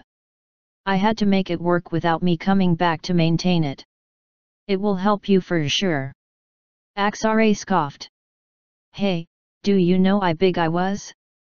This is nothing. Right, he was a Draken too. The Drakuns he saw last time were really big. It wouldn't be much blood to take if Axare was much bigger. Xian was unconvinced, however. The power in front of him was very powerful and it seemed like consuming it would make him powerful for sure. However, he couldn't just believe the suspicious being within him. Don't be too suspicious. You don't have to consume it. But then you will all die. Can you become powerful in a month to kill Dragona or Krina? Then you have your answer. Besides, I'm not trying to take over your body. I don't even want it even if you want me to take it. I'm just helping you because I need you to survive. Xian sighed. There was no other way. But how do I eat all this? Do I drink it? Axare answered. Just think that you will take it in. I will help you with the rest. Xian then spread his arms and gestured to take the blood in. At once, the liquid that filled the sphere began swirling. It began to swirl violently around Xian and started to flow into his body. But it wasn't as simple as it looked. Xian had to focus his mind as he absorbed the massive amount of power. Damn it, nothing is easy. The power was friendly, but it was still hard. If it was hostile and he did not have Axare's spirit within him, his body would have been crushed instantly. Axare then mumbled as he helped Xian. It will take some time to digest the power. I hope nothing serious happens outside. First Kun of Draken, Kachara, gritted his teeth. The barrier still stood, but the cloud island that allowed them to keep the barrier had been destroyed. If the barrier was lifted, the Lookers would definitely attack along with the beasts they raised. Kachara spoke, bracing himself for the worst-case scenario. Haha! The barrier has been lifted. That did it. The priest laughed. They finally managed to destroy that barrier. He also checked those Drakons flying over to Cloud Island. He could have bought some time for Xian if he attacked those Drakons, but he had no such intentions. He sent Xian to die at the place, so it wasn't needed. If that many Drakons had flown there, Xian would have surely died. It was now time to take control of those that grew on their own and wipe Drakons out. They could not stop Na from consuming each other as they couldn't control them to eat Ro instead, but it gave them better results. There weren't many 6th level NAS, but they had acquired 3 7th level NAS instead. That was enough to fight against the Drakons. Besides, the one that destroyed the barrier was also from Ro. It was perfect. Without the key to the golden crystal, they had no way to travel to other lands. They had to live here. They could not allow a dangerous competitor like the Drakons to live. The priest, Khatun Hal, eagerly waited for the barrier to be lifted and his control against those Na to come back. If the control came back, there was no time to waste. What is it? Conrad frowned at the weird feeling. Then, a familiar but not so familiar window popped up in front of him. You've got a message. Hey hey. Do you see me? No, do you hear me? What is this stupid system interfering with my beautiful connector system? Who are you? Conrad became tense as he got the window that he had never gotten and spoke out against the voice. Insolent fool. You all need to learn how to respect your elders. You should know right away. Who else would it be other than the one you connect with? Axare? But how? I'm not an alpha. Conrad became confused. He never imagined that he would be able to talk to Axare. But Axare kept sending him more messages. It's not time for that. You will all die if you stay there. What do you mean? You know about those Lookers and Drakons, right? There will be a war soon. Lookers will move into the Drakons' territory, which means the place you live in will be the war front. It will kill you all. Damn it. If this Axare was telling the truth, the human race was going to be wiped out. They would not attack them, but just the shocks from the war would be enough to destroy the land. You should evacuate all humans into the continent you call Aratian. That place will be safe for the moment. We can't. What? Didn't you make that teleportation thing? Use it. Conrad shook his head. There are too many. Are there a few years before the war will happen? I would say, about a month. I guess it's not enough time. Damn it. We don't have time for anything. Conrad gritted his teeth, but Axare offered a second option. Then, go into hiding in the farthest place from the mountain of extreme. It will be better than being so close. Right. We don't have time, but why are you helping us? Conrad asked as he could find no reason for Axare to help him. Well, that Xian boy was worried. It's not much to just send you a word to tell you to run. Xian. Conrad became more confused. How would Axare know about Xian? But Axare answered again. You will know in due time. You will get to talk a lot now. The sphere became transparent as there was no blood in it anymore. Xian, who was closing his eyes as he was meditating, opened his eyes. Wu. Xian came out of the sphere after feeling like he'd absorbed all of its power. When he came out, the island had sunk under the ocean and all he could see was a vast sea. Xian examined his body while he floated in the air. I guess he didn't lie to me then. His body flowed with such power. He couldn't believe he could still become stronger. Of course I didn't lie. How do you like it? Didn't you go away? Xian asked irritatingly, and Axare agreed. Well, with you being so powerful, there's some space for my spirit. But don't worry. I won't stay within you forever. If you succeed in coming back, will your voice go away too?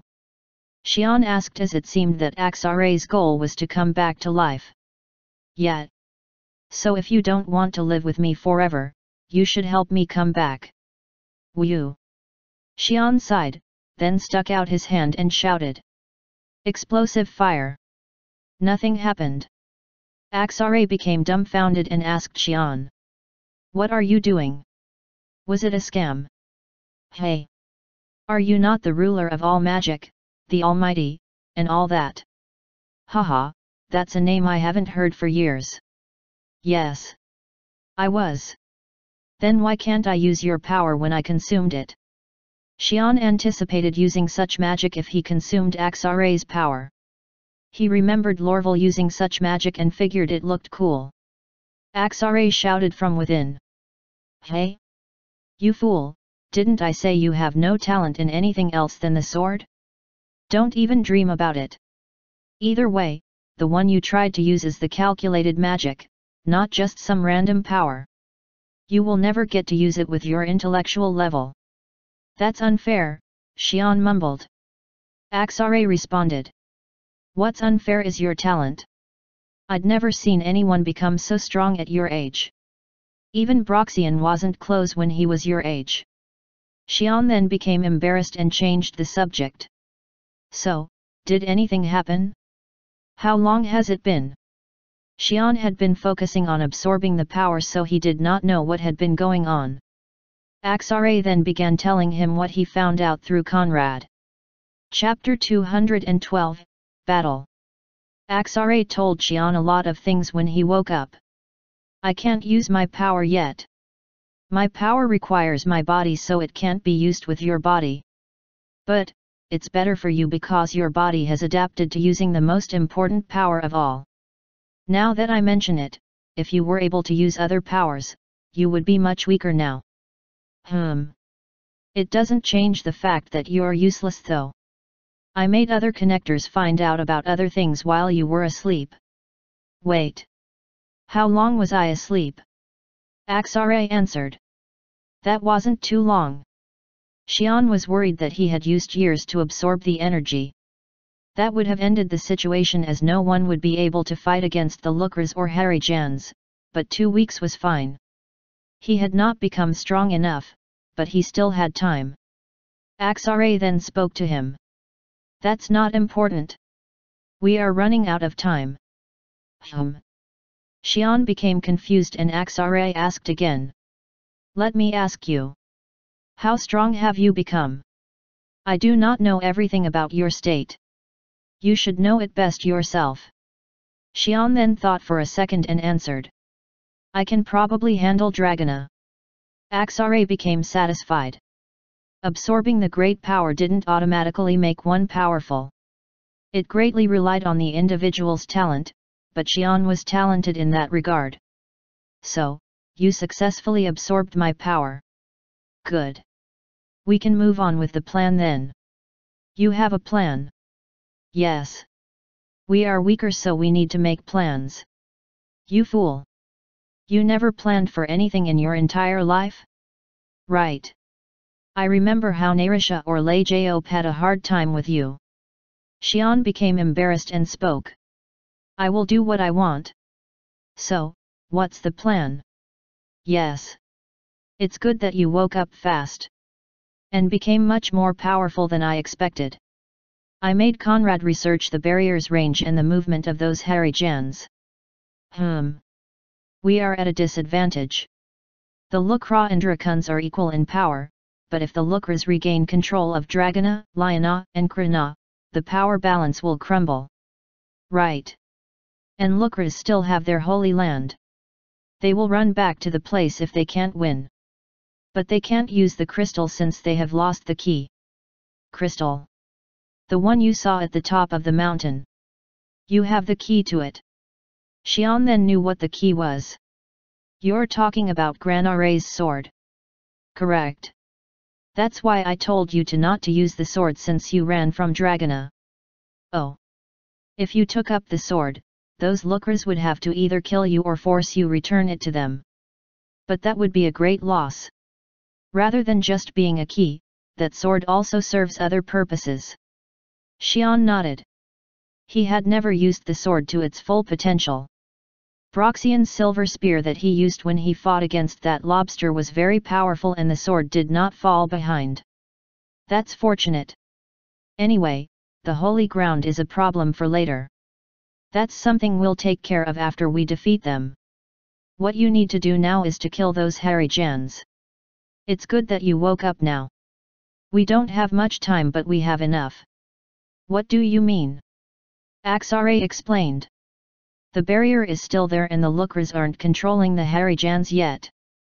They are hesitating on attempting to control the beasts before the barrier is completely lifted. They are afraid that their failed attempt will make those beasts choose to attack rather than letting themselves be controlled. I see. Xian nodded. Those Harijans would probably decide to attack the beings that tried to take control over them. They did not attack Lukras because they were afraid they will kill them in return, but if they knew they would be controlled, they would rather fight. Axare continued. So, if the Lukras do take full control over them, it will be too late. You have no other option than to side with the Drakuns and fight against those Lukras. But you will lose. Right. If the war was to win, Xian had to fight Dragana, Liana, and Krana, all three at once. But he wasn't that strong yet. We will have to kill the Harijans before they get controlled by the Lukras. At least one, if you managed to kill all three, that will be the best option. Although, I doubt that's possible. Xian nodded. It didn't seem possible to kill all three within 2 weeks. Who should I attack first then? Liana. That one is the most farthest from them all. Dragana and Krana are too close to the Lukras. You will never know what might happen. Where do I find him? Axare laughed. I made Conrad prepare a few things, but he has his limit. It's up to you to lure it and kill it. Let's go then. Where should I go? Xian sighed as he readied to leave. There was no time to waste. Go to the Great Eastern Sea. Go south from where we are right now. The Great Eastern Sea. South of Donasian and east of the Eurasian continent. No one crossed the ocean as it was filled with countless Harijans. Above it was a man running across the vast open space, unleashing his massive energy. Harijans and Mer people that lived within the sea were fleeing from the power. But Harijans did not know that this was not the man's full power. Xian was controlling his power as he ran across the sea. Right. Control it, that's good. Should this work? Yes. It will let Liana know while the other two won't know. If I let out my full power, he won't come near me. Axare laughed. Yes. It's actually fortunate that Liana followed you to the great forest. If he didn't, he would be suspicious of you. A man running across the sea while unleashing the power? It's too suspicious. Right. Xian nodded. But Liana knows you. He knows how you ran in your weak self. You didn't hide your power back then, so Liana must be thinking you are at that level. He will not imagine that you became this strong within a few weeks. Right. Even Xian did not imagine he could become this powerful in that short time period. That's the chance. Kill him when he comes. Don't let him get away. I know. Chapter 213, Battle. Liana mumbled as he restored his health. The fight became more intense as the three of them began fighting each other, but that made them lose their target. They stopped fighting once they realized the target was out of their reach. It just made them hate each other more. Fools. It's because of them. Liana mumbled as he thought about the other two Harijans. Unless the target was a fool, it would never come out of hiding anymore. That was when Liana felt a familiar presence running through his territory. Liana began wondering if it was real or not. The target that he lost was now up in his territory. It also seemed to be in a hurry as it was running through his territory at an enormous speed. He did not think for too long. At the end of his territory was Krina's territory. If he did not stop it, it would surely fall to Krina's mouth. If he can't consume it, others shouldn't. This was the basic rule of thumb. Liana pulled himself out from the deep sea and swam up. They're so simple-minded. Well, they're beasts. I think Liana will hate to think that you will fall to Krina rather than him. The plan was simple. Run across the sea toward Krina's territory. If Liana remained within, he would not allow Xian to go to Krina's land and he would come out of hiding to fight. How big is he? Ocean Harijans were usually much bigger than land Harijans. He had never seen Liana, but since he lived under the sea, so he would be much bigger than Dragona or Krina. I don't know. I saw him when he was a six-horned and he was really big back then. Axare seemed to know something and Xian became curious. You'll know once he comes out. Don't misjudge him by his looks. If you rely on your sense to find the large thing, you will get hit just like now. Ugh. See? It was under your range but you were too focused on finding something else. Xian could not fully avoid the blue ray that shot out from beneath the sea. He then began fighting against Liana, who just arose from the sea. The ocean water evaporated and pushed back while the Harijans within range were crushed at the destruction made by the power. It was an intense fight, but Axare watched it within Xian and mumbled. There was nothing else he could do anyway. Well, he changed a lot. Almost looks like a human. Damn it. This is too much. Xian thought as he avoided the tentacles Liana was throwing at him. It looked like a beautiful slender body, but the body was becoming more of a threat. The small body and speed made it hard for Xian to hit anything with his spear. It did look like a human, but the countless number of tentacles and his non-human-like movements told him that Liana wasn't a human after all. Xian gritted his teeth. He remembered what Liana looked from the memory of Axare when he was a six-horned. He looked like a giant frog that was bigger than Dragona. He wasn't like this small tentacle monster. Xian was searching for a giant frog-like monster, so he missed this small being coming at him and allowed Liana to hit the first attack. The spear made the silver liquid scream while it tried to absorb Liana. But it seemed like it was hard to swallow such a powerful being, and Liana was killing the part where the silver liquid touched and took it off himself. The part that was taken out then instantly regenerated and Liana attacked Xian. Xian clenched his teeth. He wasn't powerful enough to use both weapons yet, and unlike himself, Liana had experience on how to use his body to the fullest. Axare mumbled. Hey kid, use the sword of Gran Ra. Take it out. Xian shouted, I'm not strong enough to use both. Axare added. Then change weapons. I figured he was going to be bigger, but a sword will be much better against him. Hey! Xian then swung his spear to make Liana jump back and put the spear back in. He had not used the sword to its full extent yet, so he did not know about the power, but it was Axare, who had fought against him with the sword, saying it will help. Xian then took the sword and began swinging it at Liana. Liana could not avoid the sudden change of range and a part of him was scratched. Then something happened. The place where sword made a scratch began burning intensely. But it was different from the spear. It did not expand to other places. It did stop the regeneration. Liana had been regenerating after every injury until now, but he could not regenerate the parts damaged by Granare's sword. Liana even tried to rip apart the damage, but it still burned. Liana screamed in pain as the part burned continuously. That's the curse within the sword of Granare. The cut will keep burning until it kills its target. It uses the target's energy so it won't go away. I had a hard time because of that too. Xian became dumbfounded by the power. Wow! The spear and the sword both were too vicious. But it's not time to be astonished. He's mad. Ugh! Xian moaned at the tentacles that were coming at him. Liana gave up on regenerating and was now attacking Xian at full power. Xian then began swinging his sword to attack again. Krina held her head up at the huge power coming from afar. One was very a familiar power. She would notice Liana's power that she had been fighting with for thousands of years right away. The other one was a mystery. It was mixed with some familiar presence, but Krina shook her head. The target had been chased to death by them a few weeks ago. It wasn't as powerful to fight against Liana yet. Krina then thought if there were any that would be able to fight them, but she couldn't think of anyone. However, that clash was surely meant that there was someone. It was an opportunity.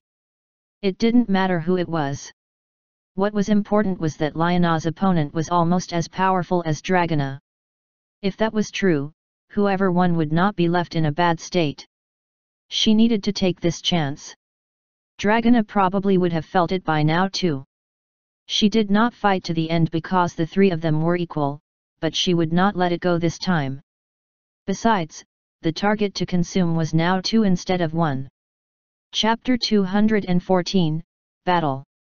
Xian looked at the opponent while panting. His entire body was bleeding from the wounds. Yet Liana looked more normal. A lot of wounds were burning from the sword of Granare, but they were mere scratches. However, despite appearances, the fight wasn't exactly like that. Liana was trying to run and Xian was following him. Where are you going? You can't leave now. Liana tried to run away, but Xian did not let him. Xian wasn't winning, however. If he fought for longer, he would surely lose. Yet, he didn't need to hold for too long. He knew what was coming in their direction. Liana also knew this too. That's why he was frustrated. Xian ignored Liana's shout and kept on swinging the sword. Liana wasn't concentrating on fighting Xian as he was now just trying to run away. Xian's wounds were too great to do this for too long, but he knew that time was on his side. The two beings flying in were now coming at a quicker speed. Axare was delighted. He should have killed Liana, but Liana was too strong. Xian did become stronger while he fought, but it didn't mean his wounds would heal right away. It's here. Xian glanced at the purple beam and swung his golden sword to make Liana jump backward. Xian then began pushing energy into his ring that he got from Conrad before he departed. Liana then realized what Xian was trying to do and began attacking at him. Liana tried to disturb the teleportation magic by destroying the dimension, but Xian did not let it happen. He deflected all of Liana's attacks and forced the energy into his ring. Liana hustled. Dragona and Krina were powerful enough to rip apart the teleportation trace and chase after him, but that was only if Liana wasn't here. They would be busy ripping Liana apart and Xian would walk away safely. Liana gritted his teeth. He could not let Xian do as he wished. Liana then charged at Xian and wrapped his tentacles around him. If he were to teleport with Xian, Dragona and Krina would follow after them into the space. Then he'd die together with Xian. Ugh! Xian became frustrated and he struggled to fight off Liana. He was able to injure Liana more, but he could not get him off and the teleportation began to activate. Xian then teleported with Liana. You will die together. Ha ha ha. Liana looked at Xian to see his face of despair. However, Xian seemed relieved. Whew, that was some hard fishing. Before Liana could let out his shock, the teleportation was complete and Krina and Dragona arrived at the place. Damn it! I missed. Krina gritted her teeth and looked around to see where they had gone off to. Those two were almost dead. So, if she were to follow after them, she would surely kill both of them easily. Even in the worst scenario, she could share the food with Dragona. But Krina had to give up when she realized where they had teleported to. It was worse than what she had thought at first. Dragona was curious as to why Krina gave up and checked on the trace himself and realized it. Yet he could not just give up, so he looked at the place of teleportation for a while and spat on it. Damn it! It's a shame. But why did that stupid Liana follow them in there? Liana and the target teleport right in the middle of Draken territory. If they followed them, there was no telling what would happen. Dragona and Krina then returned to their territories. Xian quickly broke off from Liana and braced himself. It was too dangerous to stay close. And when he did, powerful rays began attacking the half-dead Liana. Liana could not even try to defend himself as he had accumulated too many wounds while trying to teleport with Xian and was killed. The attack wasn't just some normal attack. It was from the powerful race that was fighting to take control over the entire continent. It was an alpha of such a race. Liana was powerful, but he had no way to withstand such an attack in his current state. Liana was burned to death and a giant gem was left. It was the death of one of the three beasts that controlled 1/3 of the Eurasian continent. Good. We managed to kill one. We didn't hand over the dead body either. It's a success. I was lucky. No, it's a calculated result. You should thank me. Xian began concentrating on healing himself. The place he was at was the home of Drakons above the sky. Drakons had gathered the leftover smoke onto an island and was preparing for the war above it. Xian had teleported into that kind of place. Axare never thought Xian would finish off Liana without getting caught by Dragona or Krina. If he was that strong, he did not need to try to kill them one by one. That's why he made a plan. He ordered Conrad to make another teleportation ring and had him contact the Drakons. Humans would not know how to contact them, but Axare knew the communication channel that the Drakons used. He taught Conrad how to use it and shared his plan with the Drakons.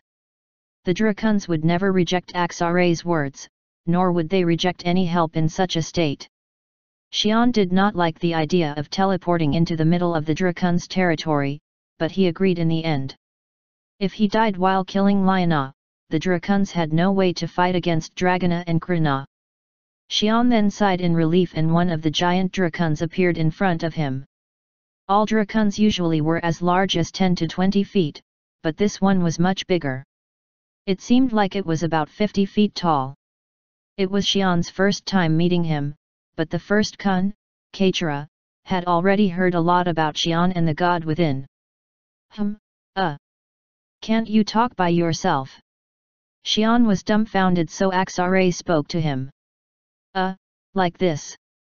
Xian let out his hand toward Kachara's head and Kachara lowered his head to be touched by Xian's hand. He was then able to receive messages from Axare. Kachara, the boy worthy of jumping on the first cloud. Long time no see. Kachara brightened up. Besides knowing the name and the title, he knew the familiar presence. It was their king. My king. You succeeded in coming back. Axare denied it. No, I'm still trapped within. I need you to help me. Axare began ordering Kachara to do various things and Xian overheard it curiously. Chapter 215, Final Battle. Then told Xian. It's about time we part ways. It's a shame that one such as me was trapped within you. Humph. It really was, as they were at war and Axare would be a great help. But don't worry. you will still have your power intact.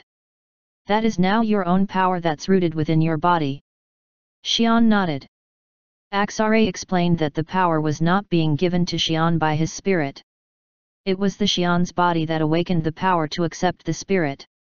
Even when the spirit left, his body would keep exercising its power normally. But will this keep the balance? Xian asked. It will be close. If I am reborn from one of those boys. The process he heard was simple. One of the dragons would be reborn as Axare. When the connector of Axare becomes an alpha, the spirit that grew within the body was enough to work alone. But the body of the connector itself wasn't going to fit. Axare was a dragon, so he needed a dragon's body. That was what Axare meant when he said he could come back when connector became an alpha, but it didn't mean that he would take over the body. Normally, a real connector would have resulted in Axare regaining power at once he came back, but the spirit within Xian was too small to do that. Even if Axare came back, it would take him quite a while to become much powerful. But it was still a power of Axare. Even at such state, it was enough to fight off Dragona and Krishna, but we won't have much time. Lukras will know that Liana was killed by now, and if I succeed in coming back, the energy will be sent out through the lands. Yet, but weren't they going to attack the moment the barrier comes off anyway? Xian spoke as if it wasn't anything to be worried about, and Axare laughed. Good. It will not take too long. Either we'll get wiped out, or we'll wipe them out. Xian nodded. If the Lukras won, they will not let him survive. Besides, they had nowhere to run away from Lukras. But if the dragons won, the Lukras would have some time to hide behind the Holy Land. But as Xian and Axare gained strength, they would soon be wiped out. Xian might not, but Axare would surely wipe out Lukras. Soon, the barrier will be lifted. You should focus on regaining your power. They will not give us time. But are you certain you will be able to fight? Without your entire power coming back? Xian nodded. He couldn't regain all the energy within the time frame, but he had gotten much stronger through the fight with Liana, so it would work. If there was a bit more time for Xian, or if he woke up a bit earlier to kill Liana, he would have fought with more room, but there wasn't any time. Xian sighed and answered, "It's okay. But it's no use. I still get kicked around all the time." "Oh, but it's about time now. Right. We'll talk face to face then. Don't try to snap my neck off."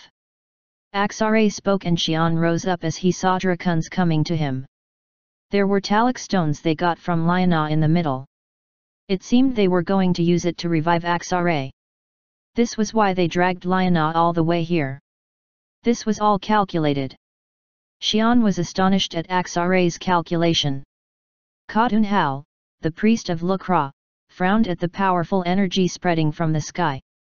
Massive power that was too powerful to be considered a newly born alpha. Khadun could see what it was. Axare, he's back. How did this happen? Khadun became worried. He thought time was on their side until now. But it was different. Liana had died and Axare had come back. He needed to finish this as soon as the barrier lifts off. If Axare regained all of his power, they had no chance even if they hide within the Holy Land. Khadun went to the golden crystal to control. He did not have the key, but priests had the power to control without it. When the barrier was lifted off, it was time. "Conrad, long time no see." Conrad was shocked to see Xian. "Oh, it's you. Won't there be a war soon?" Xian nodded. "Yet. That's why I'm here. I have some time. Maybe a week or less." Xian then began explaining what he had done. Conrad looked at him in shock. "By the gods, so you killed Liana?" Xian nodded. "Barely. We will now be on equal footing. Or close to it. They would soon be fighting against the Lukras and Harijans. Considering the fact that the Lukras and dragons were about equal in power, the fight would result in Xian and Axare fighting against Dragona and Krishna. It was fortunate that they would not be fighting by the mountain of extreme. Conrad moaned. That's troubling. Did a talc stone drop from Liana? That might let me make a weapon to help you. It wasn't close to the Divine Nation's technology, but the power of Liana's talc stone would help make something that was equally powerful. But Xian shook his head. It's been used already. I came to ask for another teleportation ring. Oh, right. I have it here. Conrad had a few more he made, so he gave 3 of them to Xian. Thank you. Are you trying to run? Xian became embarrassed and spoke. Well, I should find a way to live if things don't work out. I'll train in hiding then. Conrad became dumbfounded but soon nodded. If Xian were to lose, that was the better option. We should make preparations to evacuate. Xian then talked with Conrad for a little longer and left for the war. I hope the world becomes peaceful when this is done, Wu. The forces of Lucra had come down from the mountain of extreme and they were going straight to the clouds where the Dracons were. The forces comprised of many 6-horned Harijans, along with the 7-horned Krina and Dragona. In front of them were 3 Lucra priests and other warriors, all shining in golden light. Dracons were now flying around the sky as their cloud had dissipated. The numbers weren't much, but their presence did not falter against the Lucras. At the foremost of such Dracons was a powerful being that was floating. It is so weak, my spirit really was small. I never imagined I would fight with such a body. Axare ranted, but Xian mumbled. Well, it's enough to fight, isn't it? I should focus on regaining my strength when we're done. But we will wipe them out first. By the way, who are you going to take? If the Dracons were to fight Lucras, they needed to take care of those 2 beasts and it was up to Axare and Xian. Xian thought about it for a second and pointed at the giant black leopard, Krina. I'll take her. Good choice. You do have a lot of grudges against her, right? How is your condition? Well, it's not great, but I can manage. But don't you have that power of yours? Why are you asking? That only works on one weaker than me. I can't see it on strong ones like you. If I could see that, why would I go to fight with Gran Ra and Broxian and kill myself? Right. Xian nodded. Anyhow, I will concentrate on Dragona then. Wu. Xian looked at Krina at the distance. I will get my revenge for everything you did for me. Xian gritted his teeth as he looked at Krina. At that moment, Krina and Dragona's mouth opened up, absorbing the surrounding. Then the power was shot out against the Dracons, destroying the land with it. It was the start of the final battle. Chapter 216, Final Battle. Damn it! Conrad had brought every human up to the far north of the continent. It was where the journal lived before, but they were all wiped out, so it was okay. Even so, Conrad and his friends didn't think it was safe. They were able to see the flashes of lightning coming from the battleground that was thousands of miles away. It was night time, but the area was bright enough for them to even read a book. It wasn't just a simple flash. The tremors that followed the flash across the land shook the earth violently. Conrad thanked Axare. If it wasn't for his message, the human race would have been killed by the war. It wasn't something that they would survive even if it was just an aftershock. When this war was over, the map of the continent would change. NNGH. Conrad moaned as he saw a purple ray and was reminded of days when his empire was swept up by Krina. The difference was that the ray that happened before was just a simple quick attack, while this was a ray was shooting out hundreds of times. It seemed Krina was fighting desperately. Conrad knew who was fighting it. He had talked with Xian, who visited him a week ago. It was probably Xian. The countless number of purple rays showed Xian was fighting against Krina well. Conrad was astonished. Even if Axare was powerful, it probably didn't become powerful as fast as Xian. Xian had become powerful in just 30 years to fight against Krina, who had become strong over thousands of years. Oh, maybe it's 130 years. Still, it was at an enormous speed. The one being that inherited the power of the three races. If he had a bit more time, he would have become the almighty being that would not even allow such a war to happen. Conrad wished for it to end well and turned to the south. Arg! I should have eaten you up back then. Krina shouted as she looked at Xian swinging his golden sword at her. She had 3 chances. The first was when that weird red sphere was opened. The second was when he ran through the great forest. The third was when he fought Liana. She had 3 chances to eat him and she failed all 3 times. Not to mention, he came back stronger each time she failed. The speed was unheard of through the thousands of years that Krina had lived. He now had become powerful enough to threaten Krina and was attacking her at this moment. Krina let out a roar and shot out the ray of purple light. Unlike the giant ray that destroyed the Empire at once, this one was extracted into very small particles, only made to kill the enemy in front of her. The energy within was much stronger than the ray that destroyed the Empire. Xian, however, did not dodge the attacks and swung his sword to cut them in half. The extracted energy then split into 2 and showered upon the Beta Dracons and 6-horned Hairy Jans. It was an attack for Xian to counter, but it was like a disaster to the others below, so it killed a lot of them as they exploded. Yet neither Xian nor Krina could pay attention. This wasn't the only place where there was a bloody battle. The other places were all being destroyed as the 2 sides battled against each other. Dragona and Axare were using various magics against each other to kill, while the first Khans of the Dracons fought with the Lukra priests nearby. They were desperate as they both knew that the losing side would be eradicated. The damage was culminating quickly on both sides. They were fighting for their lives and killed each other, decreasing their numbers even at this moment. It's ironic, Xian thought as he fought against Krina. The war to keep themselves alive was also leading them into extinction. The priests that lied to Xian were almost getting killed by the Dracons, and the Dracons were being cornered to death by the Lukras. It would be great if they could coexist in peace, but the existence of supreme power did not allow that to happen. Those beings figured it would be best to kill any race possible to become stronger than its current self. But it was okay. Even if they were left with small numbers, winners would take everything. Without competition, they will be left to expand at their will.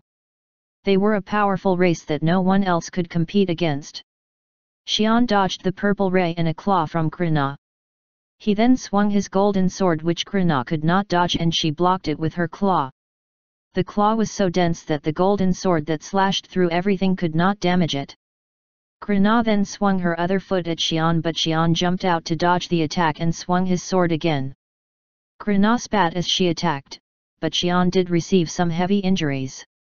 He had taken many hits from Krina's attacks, but he was able to feel it. I will win. He did not regain all of his energy, but he was now much stronger than when he fought Liana. Even after Axare left him, the path in front of him showed him where to attack Krina. What was good was that it wasn't as hard to follow as when he ran from Krina in the great forest. You should have known when you picked on someone weaker. You're dead today. I'm not an insect anymore. Xian kept on swinging his sword to burn Krina's body. Krina's entire body was now filled with golden wounds burning in golden fire. I will be done here soon. Xian then glanced around. He thought the Dracons would have upper hand, but they did not. Xian was able to find the reason soon enough. There are some who became strong. The threat of death. All the Lukras joined in this war, and hundreds of them fought against the threat of death. Some of them that survived through each fight made them stronger, and the Dracons tried even harder to kill them. But a few who survived those attacked became powerful, and they were pushing the Dracons back. There was another reason for the Dracons to wipe out all the Lukras before going into hiding. That's that. The Lukras seemed to be managing fine, but it wasn't a big difference. Becoming more powerful didn't mean that they would regain their energy. This battle was more important. Xian kept on fighting with Krina while he glanced around to find Axare and Dragona fighting each other. If Axare lost, the Lukras would join Dragona to kill off all the Dracons. But if Axare won, he would join the Dracuns to kill the Lukras. Xian then turned to Axare. No. Chapter 217, Backstabbing. Steel was shocked to see flashes of light showing up from beyond. What's going on? The great forest had been destroyed and was filled with ocean water, all the way to the bottom of Sky Mountain. These landforms had divided the Eurasian continent completely from the Donasian continent. The flashes of light coming from beyond surely meant that something bad was going on. Another flash swept across the entire Eurasian continent. Stantle, what is going on? Ryan came running out and asked Steel with a concerned look. He had never seen such a wave of power from that place. Even the magic that destroyed the Empire didn't seem like it could do such a thing. It was as if the gods themselves were at war. Warriors with heightened senses could not rest easy as such power was radiating continuously. Steel shook her head. I'm not sure. Gods, with the great forest collapsing, it seems the world is coming to an end. It was terrifying when the forest was destroyed, but this was more than that. Ryan and Steel then thought about someone in their mind. I wonder if Xian is okay. Steel became worried for Xian, who had gone to travel to the great forest. Damn it! Why hadn't he beat Krina yet? Axare gritted his teeth as he fought against Dragona. If he had been reborn with the large spirit that Conrad had, he would have ripped apart this lizard in seconds. However, the spirit within Xian was so small that he could not unleash his full power. If he was himself as a whole, he would not allow anyone, including this lizard, use magic in front of him. It should have all been under his control. Dragona fired red lightning at Axare. Then, he bound it within the space and threw it away before slapping the dragon's face. Dragona was not just blown away as he used his tail, he was also struck in the exchange with Axare. Dragona moaned as some black thing stuck in his stomach was hurting him. Dragona tried to take the black stick out, but Axare flew over him and struck him again. It's the collection of pain and earth. You would have never laid eyes on such thing until now, you fool. Axare dodged the rays that were thrown at him as he tried to kill Dragona. He turned and it was one of the Lukra warriors that had shot the ray toward him. They were interfering since they knew it would be bad if Dragona lost. It's more than a warrior now. That's not good. The warrior had become much more powerful as they had survived through the war. Axare was able to finish off Dragona, but the Lukras didn't seem to want to let that happen. The surviving Dracuns were not enough to fight against those Lukras that became more powerful, so Axare began joining the Dracuns to fight against the Lukras and Dragona together. If Xian had finished Krina already, it would have been easy. He looked at Xian, but Xian was panting while fighting against Krina. If Xian lost, it would tip the balance, so Axare had to finish the battle as quickly as possible. He then began unleashing all his entire magic to fight the Lukras. Axare thought of possibility as he saw Xian fighting from a distance. He knew Xian had gone to Conrad. He did not know about Xian, but he could see and hear what Conrad did because Conrad still had his spirit. He knew Xian had received the ring. However, it looked like Xian did not know that Axare knew. Fool! I'm not letting you run away. It was easy to distort the space to make it so he could not escape. Unless it was created by someone as powerful as him, Conrad's magic was easy. If Xian ran away, he would disturb it. He could not run away just yet. By the way, I should take that part of the spirit too. Taking back that part of the spirit would surely help him grow stronger. But that was after this war was over. Axare was certain that they were going to win. It wasn't easy, but the was starting to appear in his way. Then, the unexpected happened. Arg! Where are you going? Ugh! Axare gritted his teeth. These were so strong that he didn't even need to sense them with his power. You fool! Why did you drag Krina here? Let's fight together. I'm not going to lose anyway. I just had to come. Xian was full of wounds, so it was very convincing, but Axare nodded after looking at Krina. Krina also looked like she had taken heavy damage. Axare sighed and began showering magic upon them. Sure. At least you didn't run. Oh, you knew. Xian spoke and Axare scoffed. Haha, I wasn't going to turn my back on you. Xian laughed while he swung his swords. The war then became as chaotic as ever as Krina, Dragona, Xian, Axare, Drukan, and the Lookers began fighting each other. Urg. Arg. Ha. Xian panted as he took out the sword from Krina's neck and Axare looked at Dragona's body that was ripped apart in two. Axare glanced around to the surviving Drakons. The Lookers fought hard. The Lookers that controlled Krina had died but Krina still fought to attack Xian, Drukan, and Axare in anger. Axare and Xian had won the battle, but they were in terrible condition. As a result of the battle of survival, the Drakons had only 2 survivors. Even the surviving 2 were barely alive. At least we won, and those who survive can regain their energy. Axare nodded. Only 3 of them were left alive, but they could always increase their numbers. They reproduced genderlessly so it was possible.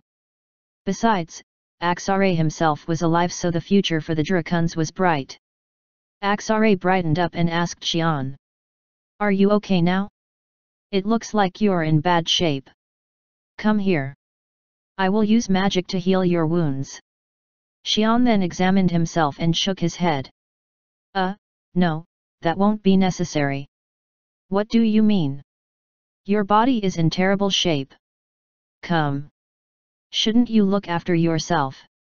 Xian asked concerningly, but Axare shook his head. It's okay. I'll use it on myself after I use it on you. Okay. Xian then walked to Axare. When he came closer, he held the silver spear in his hand and thrust it into Axare's chest. Ugh! What are you? Axare screamed in agony but Xian answered while grinning. It's good that you're bad in shape also. Didn't I say I was okay?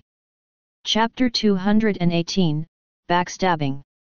Axare gathered the last bit of energy he had in him to fight against Broxian's spear that was trying to eat him. Xian did not attack him further, but the situation didn't look good either.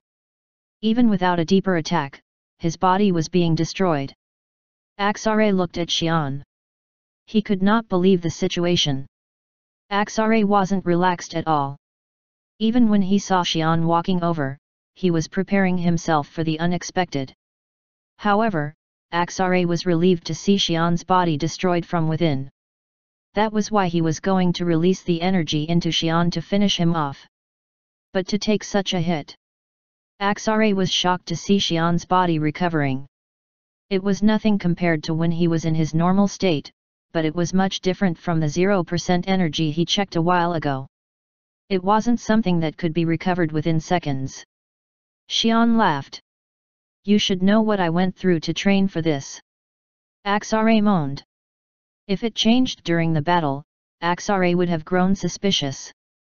However, the number was steady throughout the fight and it was just pushed down a bit so Axare thought he had not fully recovered. That change was crucial. Right. So your power wasn't all that perfect. Xian laughed and spoke. I was sure that you would not let me live if you survived. Xian looked to Axare. Axare moaned and Xian explained, I thought about it from a long time ago.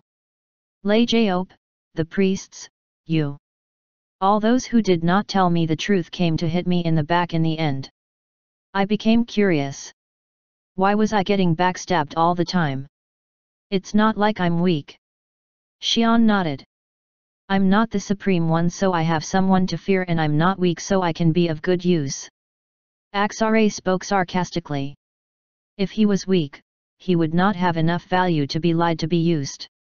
If he was too strong to fear nothing, it would be impossible to control. Xian was in the middle, between the Lookers and Drakons. I can't see through everything. Unlike here, I was never used when I was on the Aratian continent. It was because I was the strongest one there. But the world was large. When powerful beings that were stronger than me appeared, I was used and bullied. He needed to become one or the other.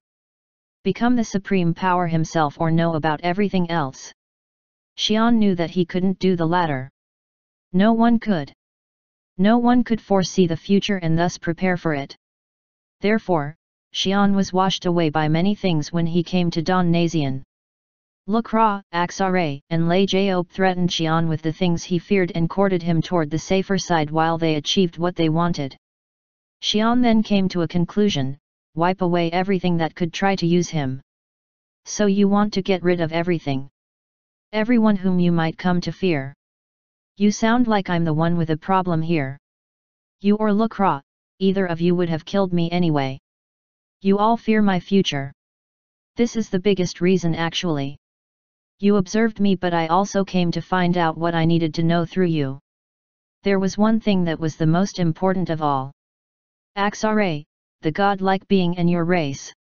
Will you become afraid of me? Or no? Axare became silent, but it was enough of an answer to Xian. You were afraid.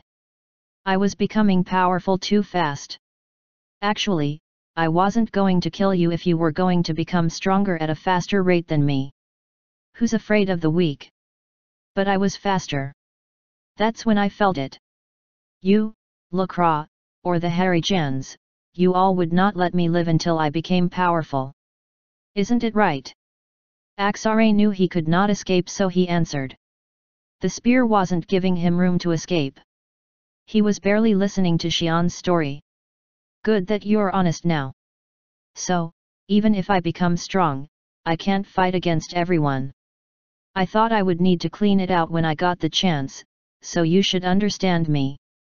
Axare then ignored Xian's words as he thought for a second and asked. Right. The closer the balance, the bigger the damage. Xian's purpose was to have the Lucras and Drakuns die together. That was why Xian helped Axare with his rebirth and his plans. He needed Axare to keep the balance. When he started fighting, he purposely dragged his fight with Krina. If the Lucras were overwhelming, he'd kill Krina off and help the Drakuns. If it was the opposite, he would bring Krina to them so her attack would kill all the Drakuns. Xian carefully controlled his power internally to keep the balance.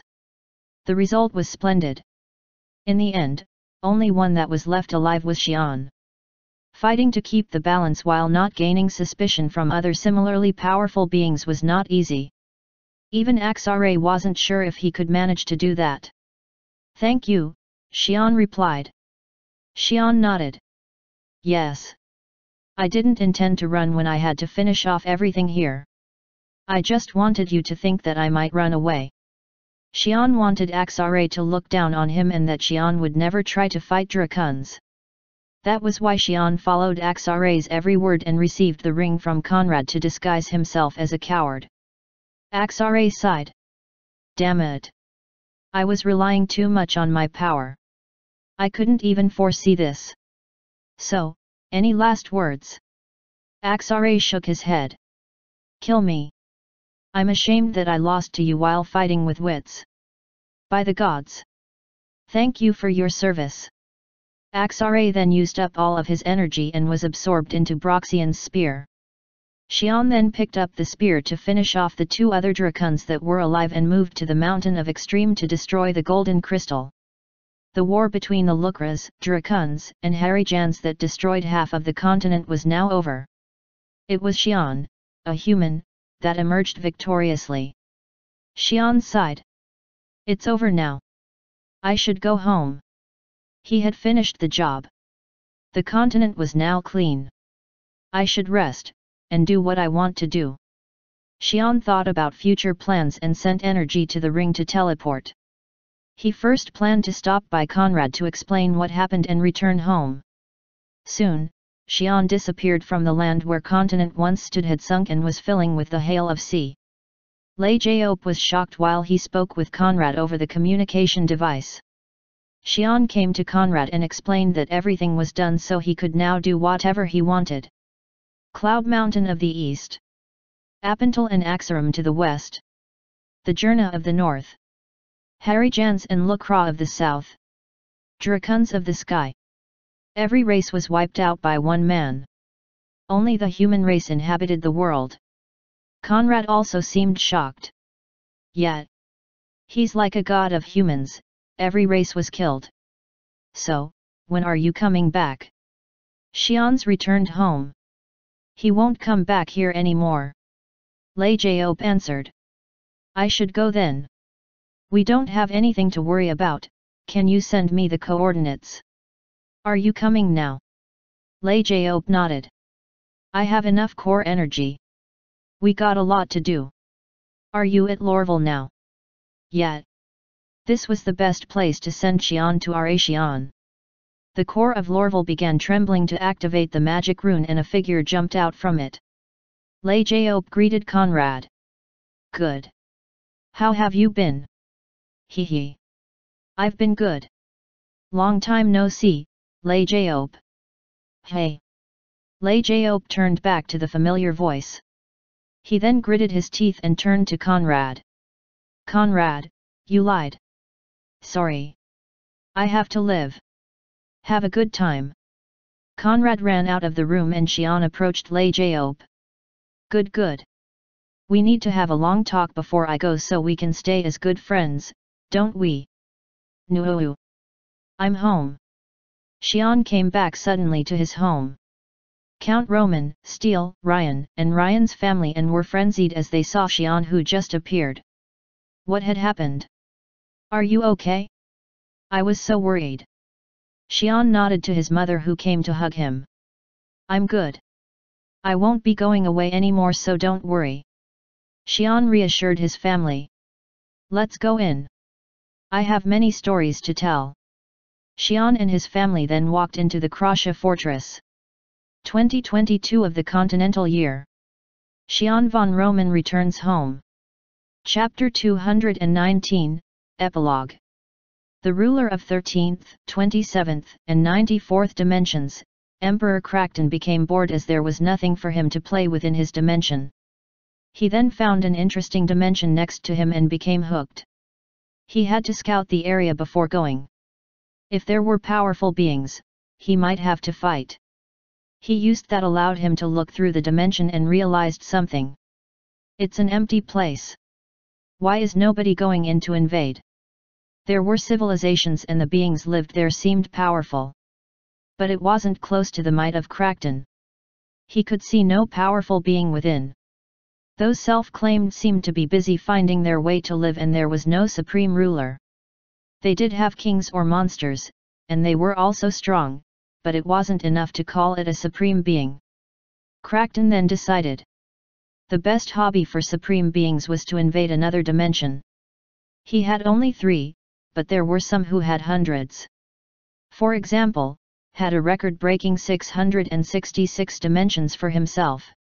He wasn't that eager, but he thought he should have at least more than that neighbor. He was glad that he took control of the 17th dimension and caught up with 3 controls. I should step ahead. Krakton wrapped the dimension and moved over to the next. The air is fresh here. It will be a good collection. It seemed like it was fresh because the dimension is controlled by just one race. Then Krakton became intrigued by a man who just appeared. He was swinging a sword that was mixed with gold and silver light while a female walking next to him seemed to be very interested. Krakton thought it was a good chance. He would get basic information if he consumed their brains. Krakton walked up to the man. When he walked up, some energy began changing in front of him to distort the laws. Krakton knew what this man was doing. This was what was called magic in this dimension. But it was a puny effort for Krakton. The man could not even be considered powerful based on this place's standards. The magic he was using was standard magic that everyone in this dimension used. Krakton sent a message to man's head and looked at the man who was trying hard to complete the magic. When it was done, the man shouted against Krakton and activated it. Explosive fire. Is that it? Ha ha ha ha. Krakton could not help but laugh. The man had prepared so hard to use the magic that everyone else could do and in the end, it did not even work. The man spat, damn it. It failed again. Woman to the left smiled and spoke. Xian, why don't you give up now? You've trained for thousands of years. Don't say that. I was sure I was going to get it right this time. No, no. Didn't Lei Jaop say you have no talent? Ugh, oh, where is he these days? He's opening up a party to celebrate his third reincarnation. Oh, and he's holding an event to celebrate the release of. Wow, how long is he going to milk that story? But you're the main character there. You know Saran loves the story. Ugh, she shouldn't be friends with Lei Jaop. Crackton became angry as the man and woman ignored him and decided to kill them. Crackton ordered to the world. The supreme power. It was simple, but powerful power that Crackton loved to use. Nothing happened. The man and woman who were ordered to die did not die and continued talking with each other. Crackton became dumbfounded. It was not like this world was disobeying him. His orders did work, but it just did not work on those two. Crackton then realized something wasn't going right. As he became shocked, the man was now looking at Crackton and asking him via telepathy. Crackton asked, and the man retorted to him.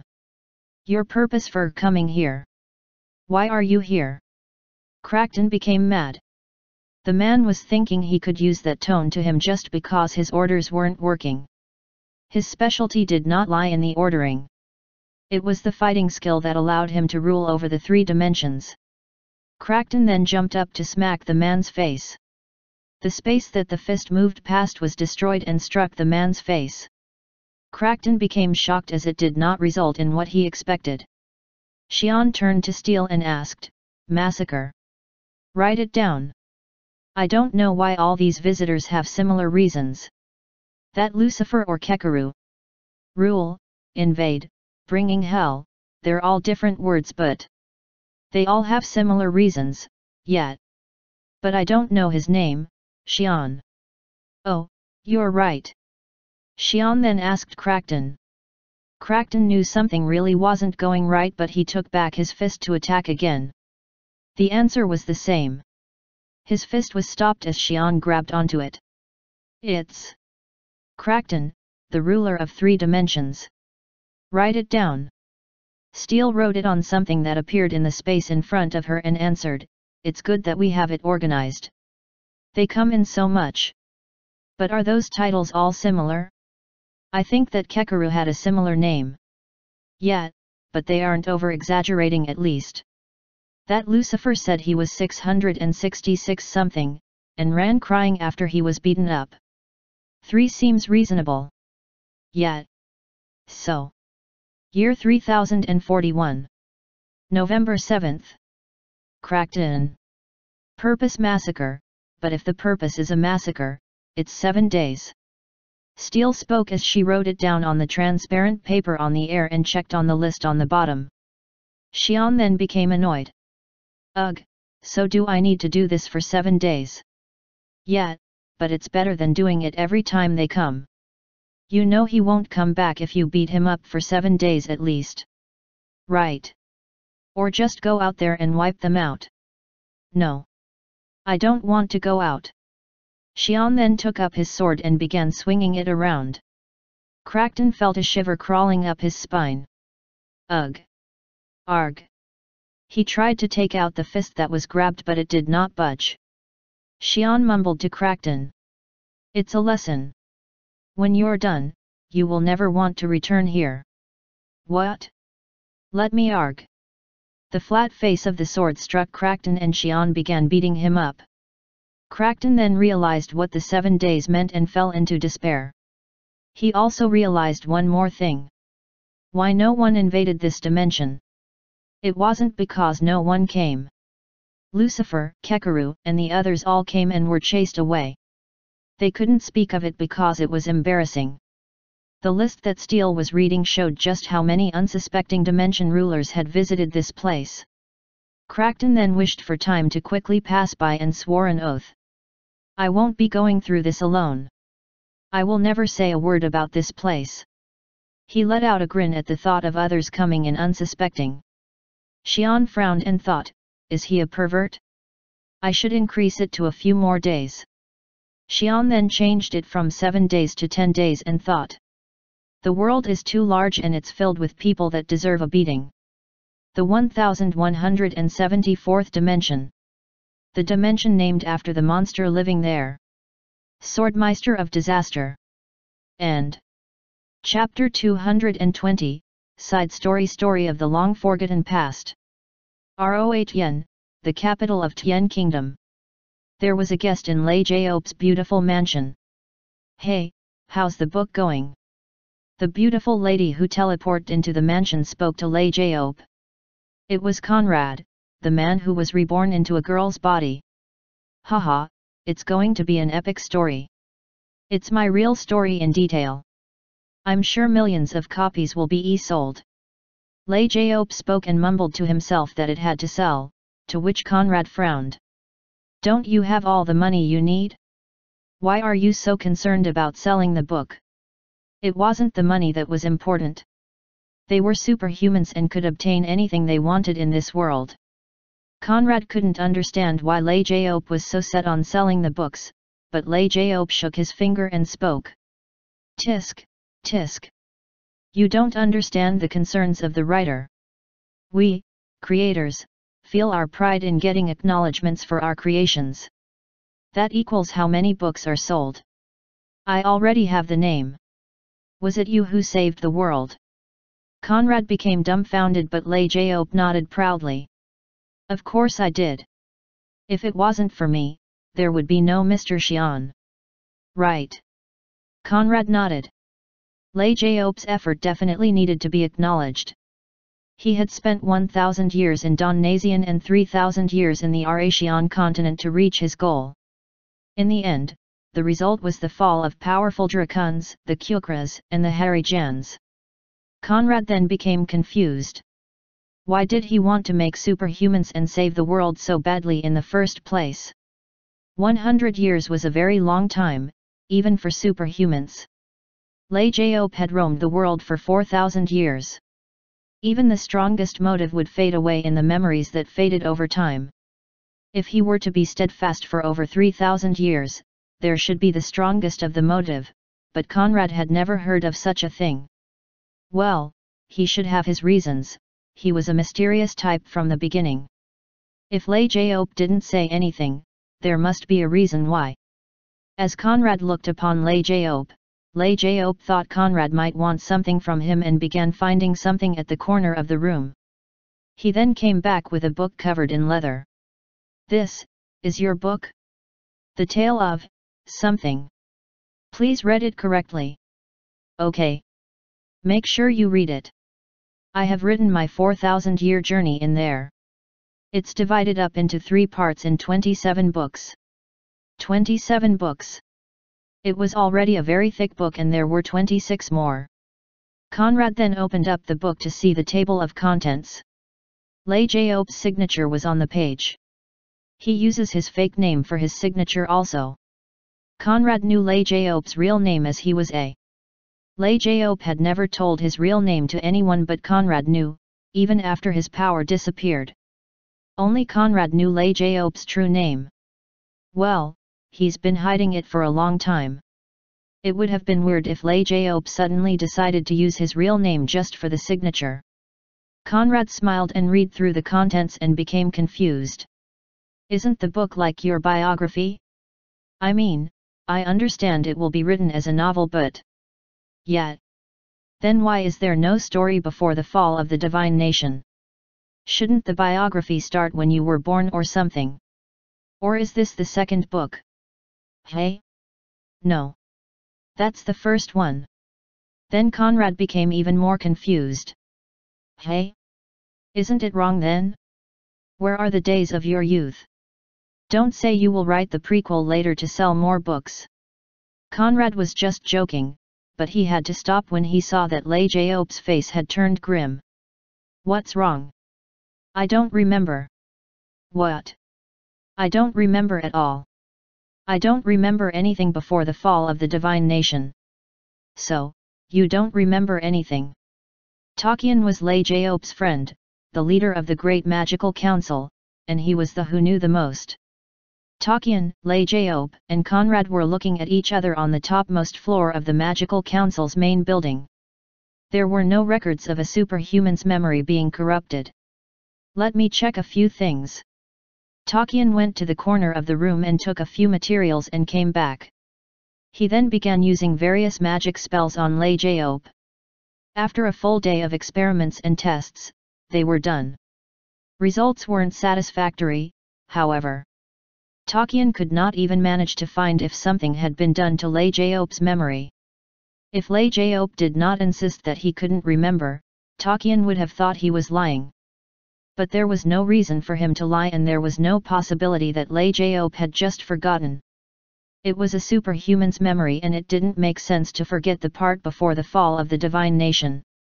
Takian then concluded with the final option. We have no other options left. Conrad nodded, but Lei Jaob seemed reluctant. Do I really need to go there? Haha, Lei Jaob. Long time no see. Xian greeted Lei Jaob gladly. But Lei Jaob wasn't as glad. He had been hiding from Xian even after Lei Jaob had been beaten up once. Haha, were you training? Lei Jaob was surprised to see Xian training.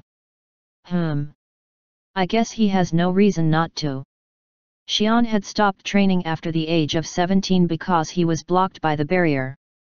There was no reason for him not to train when his limitation had been lifted. Yet, it's better for me to get stronger while I can. There's a lot that need to get beat up in this world. Is there someone who can fight against you? Xian then pondered for a second and answered. Right. There isn't. But I just have a hunch. Lei Jaob began going into the reason he came. After he had finished explaining, Xian nodded. It's possible. Takian, Conrad, Lei Jaob became shocked at the words. Can an alpha even do that? Xian nodded. Yet. I mean, being an alpha is a different level from a superhuman. Stand still. Yet, like that. Xian guided Lei Jaob to stand behind a couch and began flexing his body. Lei Jaob became uncomfortable and asked Xian. What are you going to? Lei Jaob fainted within seconds as Xian snapped his head. Conrad looked at Lei Jaob falling onto the couch and shouted to Xian. What are you doing? Good. Trust me, I'm an alpha. I know what I'm doing. As Xian and Conrad began talking to each other, Lei Jaob had fallen asleep into his dream. A dream that began taking him back deep into his memory. The long-forgotten past before the days of the divine nation. Chapter 221, Side Story of the Long-Forgotten Past. Lei Jaob thought he was dreaming. He was having flashbacks from his most recent memories to the past. He didn't just snap my head. I never thought of seeing him again. Lei Jaob spoke as he saw Lorville flashing by. He was the main reason that allowed Lei Jaob to work for 3,000 years on the Aratian continent. He was the one who helped out Lei Jaob when he needed help the most. In the memory, Lei Jaob was talking with Lorville at Siculus. It was before the days that Xian had become an alpha. Well, it's better that way. It's better for me to change the name each time. Lei Jaob looked at Duke Lorville, who was trying to say something and stopped. He had not thought much about it back then, but it seemed he had more things to say. Lei Jaob was then sent even further into the past. The time when he worked on the Muragons and swarms. There was the time when he just returned to Donnazian from his long trip on Aratian. The first time he introduced himself to Xian. The excitement he felt when he first found Xian. The days where he was working hard on his research with his newly found friend during the days of the Empire. The days when he found Conrad, who was reborn as Broxian. The time of Conrad's first death. The joyous moment of the birth of Conrad. These were within the recent 1,000 years. Then the speed of flashbacks became much faster. It seemed the flashback gained more speed after going back further in time. Days of his roaming on the continent. Days when he tested the monkeys to create an alpha out of loneliness. Days where he met with the Lucra and moved to Aratian.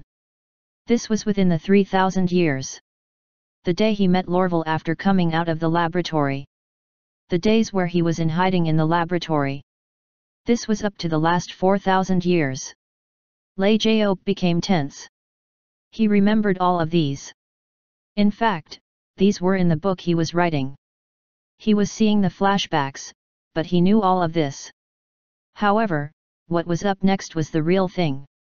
The next one would be the destruction of the divine nation, but he had no memories beyond that. Lei Jiao looked at the memory. At that moment, his memory began to shatter and faded away. It seemed as if someone had messed it up intentionally. Lei Jiao glanced around. It seemed something was blocking him from seeing into his memory. But Lei Jiao was pushed on. It was as if he was pushed in further. It looked like something was trying to block Lei Jiao from entering the memories while the force from Xian pushed him anyway. I hope it's okay. The confrontation between the two forces turned more chaotic. The memory began to grow violent and bright lights soon covered the memory. When the fight between the two powers reached the limit, something exploded and struck Lei Jiao. Ugh! Lei Jiao then was snapped out. Hey? Lei Jiao came back to his senses. But he couldn't see anything. It was pitch dark. However, he could hear someone calling him. Hey! Arenon Farino! Wake up! Hey! Lei Jiao tried to react but he couldn't move his body. He couldn't feel anything. He could just hear the sound coming into him as if he was listening to a sound from someone else's body. Then his body spoke, without his will, with a familiar voice. Ugh, didn't I say not to wake me up? Hey! It was his own voice. It did not have the voice of his usual formality but it was his voice. Oh! I get it. He was at the days of memory he could not remember. He was now in the body of his former self. It explained why he could not control the body or feel anything. He was just reading the memory from a first-person point of view. He then felt light coming into his eyes. It seemed the body had awakened. When his sight came back to him, there was a girl calling him. It was a beautiful blonde girl with glasses who was shaking Lei Jiao to wake him up. The body then became irritated and rose up. Don't say like that to a girlfriend who came to wake you up. Did you forget that we're on the expedition team today? I don't care. The body tried to go back into the bed but the girl raised her feet to kick the body. It seemed she was at the level of a duke. But the body reached out with his hands and pulled on the leg into the bed. It seemed the body also was at the power of a duke. The girl was pulled into the bed effortlessly. Hey! You should sleep more too. We're late. Wow, I was that kind of a man. Lei Jiao came to like his former self. A man with some arrogance and with the power of duke. He couldn't imagine that it was himself. Why did I change? Lei Jiao tried to check everything that he could see through the vision. Then he noticed something. Outside the window, one could see the great buildings of the city. The huge half-transparent letters in the sky told him the exact date and time. 3 days before the destruction of the divine nation. It was 3 days before Broxian and Granare's battle. As Lei Jiao became concerned, his body screamed in pain. Arg! Hey! Didn't I say we're late? Ugh, that must have been hurt. Lei Jiao thought as he saw his body rolling on the floor as he was kicked in his genitals. Say, did my interest in girls disappear after that incident? Lei Jiao realized he had not been interested in girls for a long time and it seemed that kind of attack might have explained it. The girl became red with anger and walked out of the room while shouting. There's a teleporter that's been prepared down there.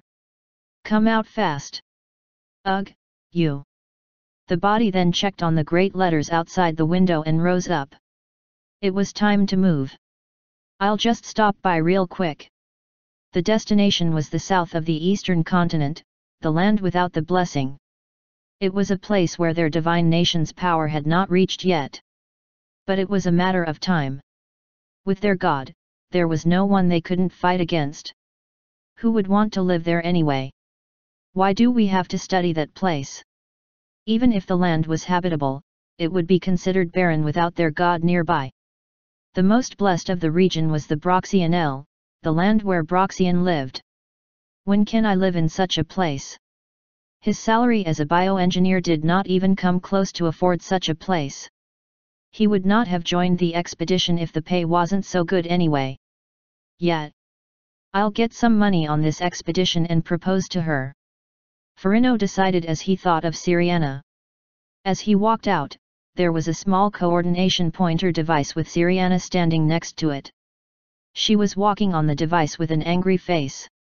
Farino walked up to her from the back and hugged her, blowing air into her ear. Hey! Syriana then made a mistake typing in the coordinates and tried to hit Farino with her elbow, but Farino blocked it and jumped back.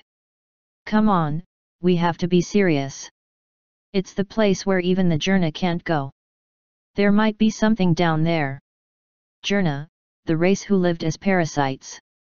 They considered themselves the master of the eastern continent. But it was only because the divine nation wasn't interested in expanding east. In fact, they were crushed the moment they met the expedition team. As the expedition team captured some and tested on them, they found some interesting facts. The Jurnas also did not dare to go down south.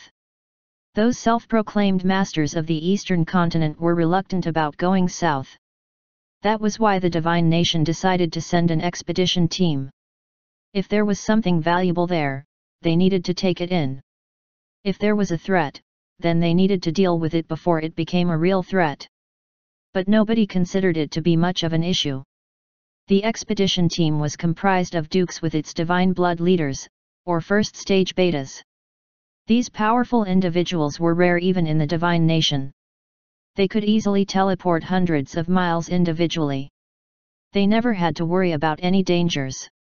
Even with Apental, the coordination pointer allowed them to teleport anywhere with ease.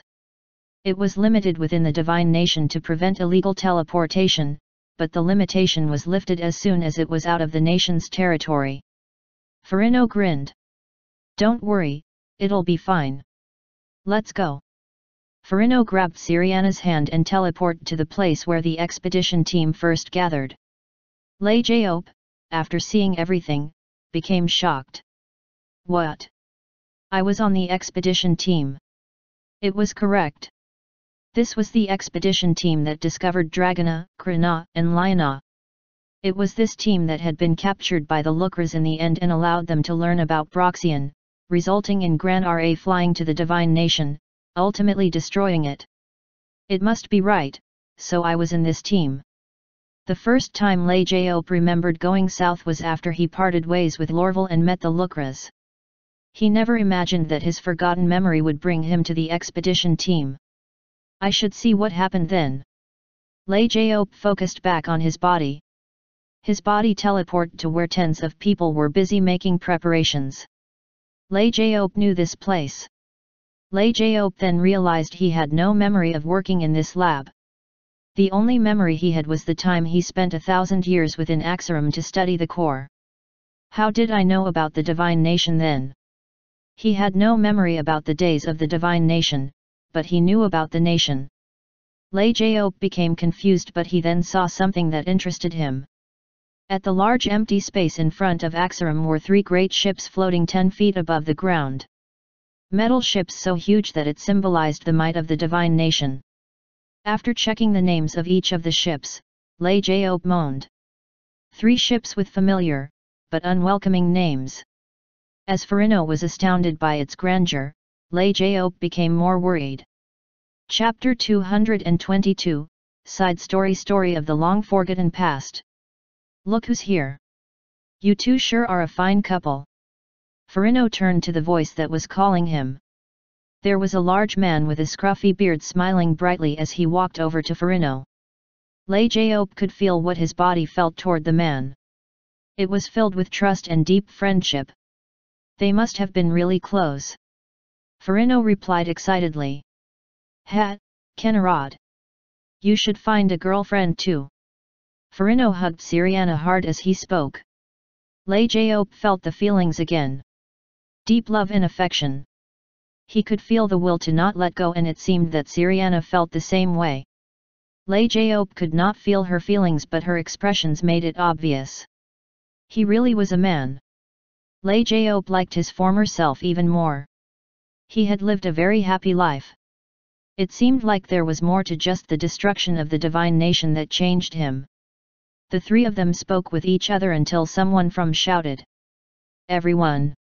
Aboard the ship!" Farino, Syriana, and Kenarod glanced at each other and teleported into the ship. Their destination exceeded the limit of their teleportation range, so they were going to use the ship's jump system to get there fast. As everyone boarded the ships began jumping into the space with bright lights. With the help of Solacor, it would not take long for them to arrive at the destination. Farino mumbled inside the ship. "Isn't it best if we can just look over it from the sky? Why do we have to crawl on land just because of some weird fools throwing lightning?" The ship had the ability to fly, but it could not bring them above the clouds. Kenarod laughed. "God himself prohibited that. You know it." "Ha!" Farino nodded. "Can't he just wipe them out?" But he shook away his thoughts. Broxian was the Almighty. Whatever he said was the truth and the law. Farino then asked Kenarod, "Say, didn't you meet with him recently?" Kenarod nodded as he stroked his beard. "I did." "Wow, that must have been so nice. I wish I could be reborn as his daughter." It was hard to meet Broxian, even for the divine bloods. He hated being bothered. Lei Jaop laughed as he saw Syriana looking envious. She looked like she was a very innocent person, or at least until he heard the next part. "It's the best luxury you can have. I would do whatever I want." It was a guaranteed life of luxury if one was born as Broxian's daughter. Even divine bloods, the top officials of divine nation, weren't direct descendants of Broxian. Even then, it provided them with a lot of power. If one were the direct daughter of the god, she would be unstoppable. Kenarod laughed. "Haha, you first need to die and be reborn again. Besides, the god needs to marry again if that were to happen." "Right." Syriana nodded. Both were close to impossible. The sorcerers of the divine nation did manage to prove that it was possible to be reborn. But it was impossible to be born as Broxian's daughter anyway. Also, the second problem was worse. Everything, including the women in the divine nation, belonged to Broxian. He had claimed many women as his own, but after his last woman, Stanatiel, died, he did not want any woman at all. This brought questions as to what kind of woman Stanatiel was. To conclude, wishing to be born as Broxian's daughter was impossible. "Haha, but he's too modest. If I were him, ugh." "You've got something to say." Syriana pinched Farino's flank and Kenarod laughed. "Haha, but he sure is modest." "Oh, and what did he do when you went to him?" Syriana asked. People did not know much about Broxian. Most of the people did not even know what he looked like. They just knew he lived in the middle of the nation. Kenarod met him coincidentally because God needed a magic engineer to fix one of his machines. Well, he was training. Training. Yeah, but he didn't seem to like doing it. He kept on talking to me. Kenarod laughed as he thought about what he saw. Broxian swung once and sighed, then came to munch on some snacks, spoke to Kenarod, then went back to swing another time. Broxian kept on talking to Kenarod and it made Kenarod curious. "Why are you keep training if you hate it so much, oh dear God? There's nothing in this world that can even come close to your almighty power." He couldn't understand Broxian trying to become stronger when he did not need to. Broxian laughed. "Haha, that's not true. There can be no almighty person. I can see a few things that others can't. There's always one of equal power to one great power. But this is top secret. I don't want people panicking." Kenarod wasn't convinced, but if God said it was secret, he had to keep it a secret. As three of them spoke to each other, they felt the light outside fading. It seemed the ship had come to a stop. Yet it was weird because it wasn't time to arrive yet. As they looked outside, they saw a great mountain blocking their path. What is it? The three of them became curious as they had never seen the mountain, but Lei Jiop knew what it was. Mountain of Extreme. He moaned. So he had visited the mountain before. That was when three of them were ordered through a telepathic message. Everyone step outside. The mysterious barrier coming from the mountain blocks the ship's ability to jump. We will investigate this mountain before we move further south. The three of them looked at each other and shrugged. They teleported out of the ship. Then they realized the mountain wasn't a normal mountain. There was no living thing on it. The dense forest that covered the surrounding mountain stopped existing at a certain level. This doesn't feel so good. It seemed other ships had been blocked off as well. The Divine Bloods then made a decision. We can't just let this suspicious mountain be. Dragona and Liona will go around to continue their journey to the south. Everyone nodded. This seemed reasonable. The mountain seemed large, but it was a naked mountain with nothing on it. It seemed like it wouldn't take a long time to investigate. Dragona turned west around the mountain while Liona decided to go through the sea. Krana decided to leave a portion of the team to investigate the mountain and then headed east. The three ships moved out after leaving the few members to investigate. Magic engineer Kenarod, bioengineer Farino, and editor Siriana were chosen. They soon realized their task wasn't as easy as they thought. Damn it! Kenarod moaned as he felt his body rating fluctuate as they walked up to the mountain. Farino and Siriana seemed to experience the same thing. The scouts who checked the mountain before leaving with the ship did warn them, but this was more than they imagined. It was bearable until now, but it got worse as they walked up. They'd die if they proceeded any further. Come on, go back. Lei Jiop thought as he looked at them. He couldn't remember, so he did not know what happened then, but it surely didn't end up well. You guys go back down. I'll go further to check. Hey, don't be stupid. Kenarod tried to stop Farino.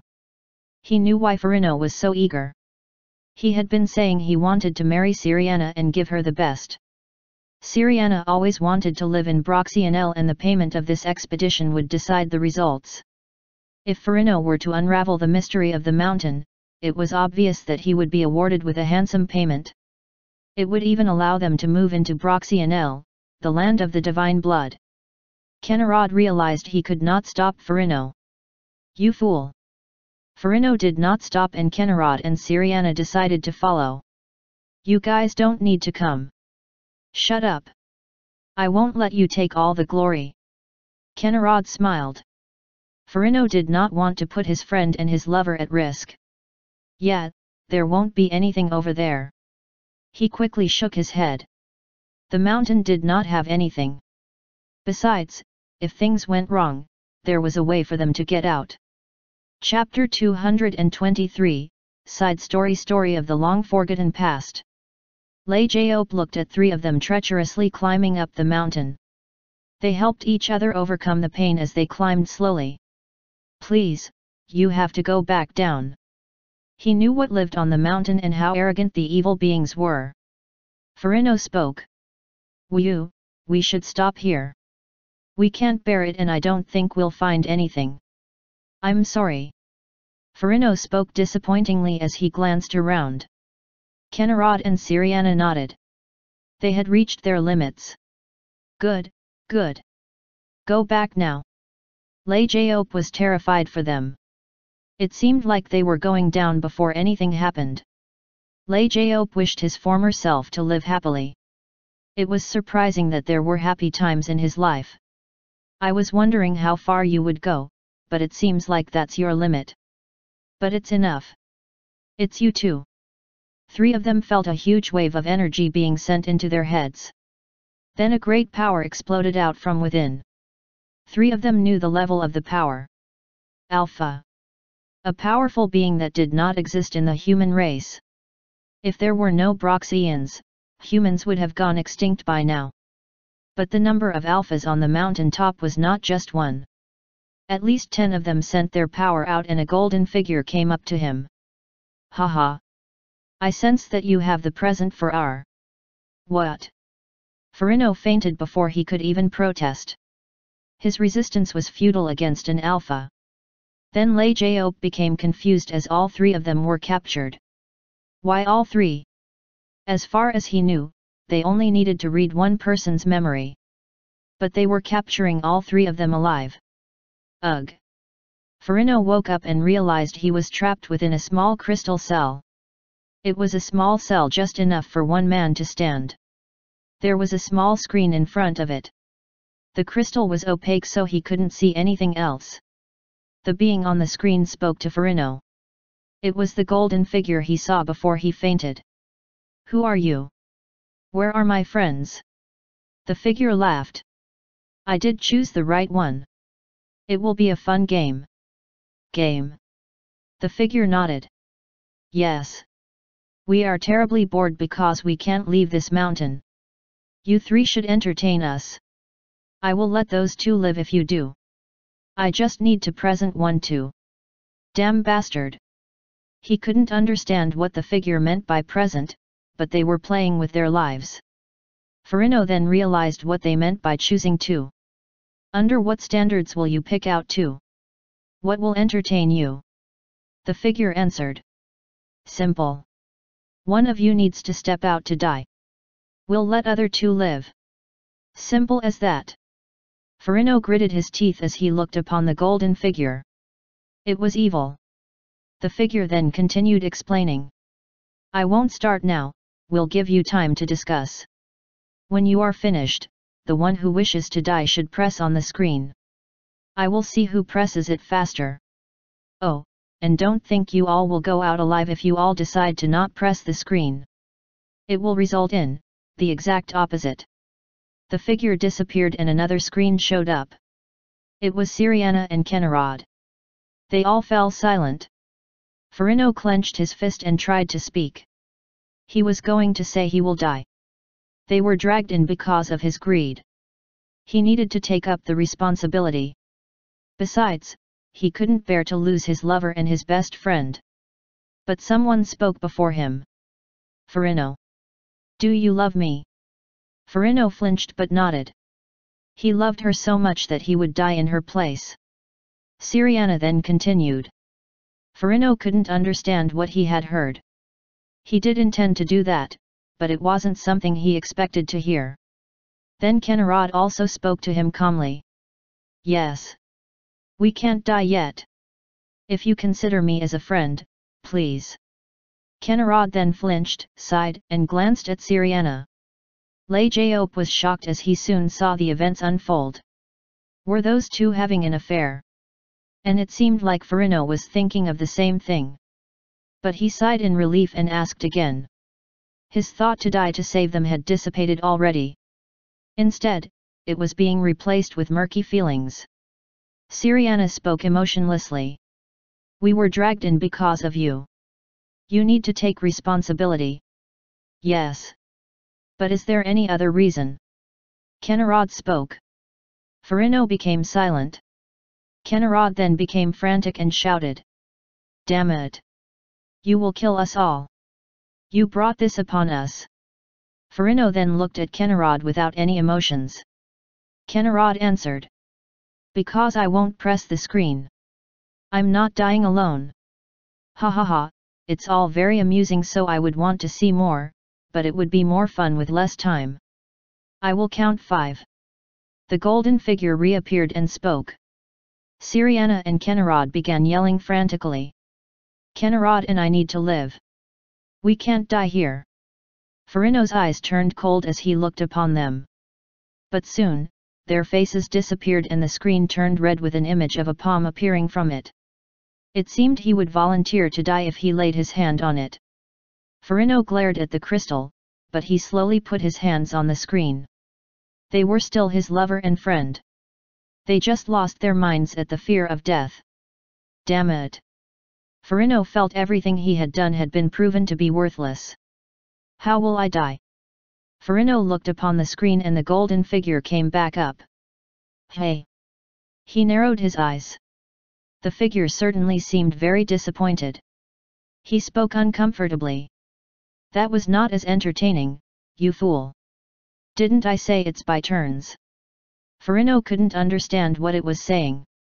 The golden figure sighed and spoke. It's unfortunate that I can't stand up to my promise. I said I would let two live, but the two pressed on the screen together. I'll have you talk to them for not letting me keep my promise. The figure disappeared and Syriana and Kenarod came back up on the screen. It seemed they had given up. Haha, Kenarod. You can't fool me with that. Right. You have quick hands. But I was sure I was going to press it faster. I'm an editor, you know? I work with my hands. Furino asked with a frown. It seemed like the situation was getting worse. Kenarod grinned as he spoke. Didn't I always tell you are too gullible? At least we got you alive. Damn it, it's a shame that we're weak. I wish I could be reborn with the name of a war god. Kenarod sighed as he thought about the war god's might if he'd seen that he had been captured. You should dream big. I'm going to born again as a god's daughter next time. Kenarod spoke, but Syriana looked at Furino and spoke sadly. There's no point if I come back as a son. Arenon Furino. You should stay alive until I come back. Don't you ever die. As Furino became confused, the crystal that encased the two became covered in intense heat, just like that of an incinerator. Two of them felt the heat and smiled. Then they turned to Furino. You must live. Please. With the same words, their crystals were covered in lights. Chapter 224, Side Story of the Long-Forgotten Past. NNGH, no. The crystal that encased him had disappeared, but Furino couldn't move. He couldn't even cry. As he came back to his senses from overwhelming grief, it wasn't sadness that first came to him. Arg. Furino activated forbidden magic. The incomplete magic found during his bioengineering studies that burnt his soul power and his level to empower him with the power a grade higher. Furino broke the wall at once and moved up. The wall of beta that no humans could overcome without the divine blood was destroyed. Furino charged at the golden figure approaching without hesitating. The figure was irritated. He would have already broken the arms and legs of this insect and had extracted the memory to present it to, only if he kept the promise. Their race considered a promise as the most holy thing. They lied without hesitation and had no problem doing evil deeds, but they always kept their promises. But he couldn't keep the promise. That's why he didn't do anything to Furino. The golden figure decided to take this chance to ease his guilt. Ugh! He had broken the wall, but he was only a beta. He was no match against the priest who was an alpha. Furino fell down and the golden figure approached him to examine. The man had fallen down to the lowest of its rank at once. Lei Jaop also felt it. The body's power dropped from Duke to Baron within seconds. Besides, he was going to burn to death if left alone. The priest stopped Furino's power decreasing and regenerated his body. He then read the memory as he planned. Fortunately, the memory contained a very good present. They knew about the existence of the being as there had been a clash of alphas outside. But they could not go out as they had to fight against Axare and the Dracuns, and after that, they could no longer feel the presence of an alpha. But did not go out easily. If an alpha decided to hide its power, there was no way for another alpha to find them. They could not search the land while Axare's barrier was in place, but this man's memory gave them the exact location. There was an alpha of great power in hiding. With this knowledge, it would surely break the power balance between Axare and the priest was certain that the great would be victorious.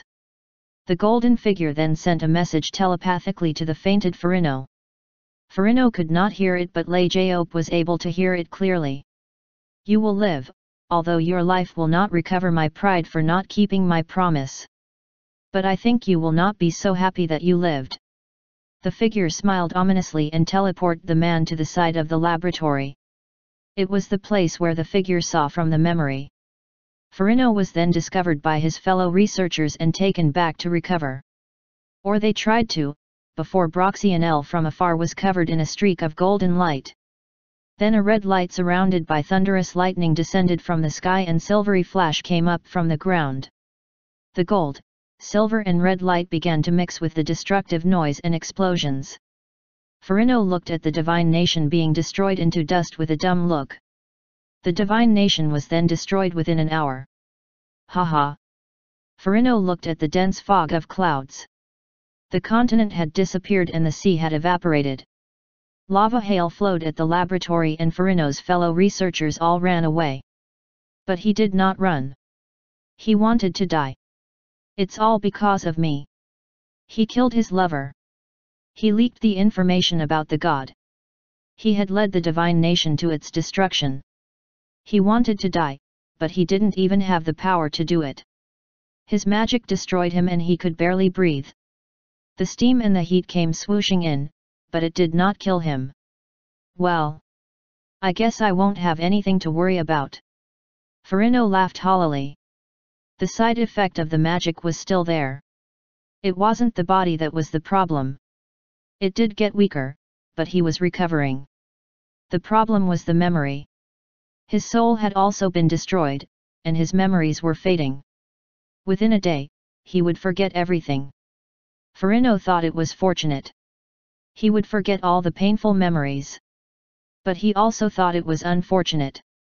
He would forget all of his friends and the will to get revenge. Ha, what a fool! Farino decided to consider it as fortunate. The divine nation had been destroyed and there were few humans left. There was no way to take revenge. These were beings that destroyed the continent. There was no way he could fight against them. But he felt something approaching. Whew! A man came out through the steam. Farino looked at him curiously. He couldn't understand where he came from. He was coming from the direction of the destroyed continent. But Farino wasn't interested. He lost everything. He was enraged. But he was now left with hollow sadness. There was nothing left in him. The man looked at Farino and grinned. Why do you look so sad? You seem like you've lost your world. Farino looked at the man and looked away. Then he spoke to him. Go away. I will lose my memory soon. The man did not go away, however. He came up next to Farino and sat down. Well, we have enough time to talk then. Farino was confused but nodded. I only have 1 day to remember. I guess it's better if someone at least hears my foolish action. Farino wanted someone to blame him for his actions. His actions had killed millions. But there was no one left to blame him for it. He wanted everyone to know, everyone to blame him. Hey, do you know what I've done for past 3 days? Farino began to speak. He anticipated the man to become enraged and kill him. But he didn't do as expected. He laughed it off. That's not much. Don't blame it on yourself. It's all because of those Lacroix bastards. Lacroix?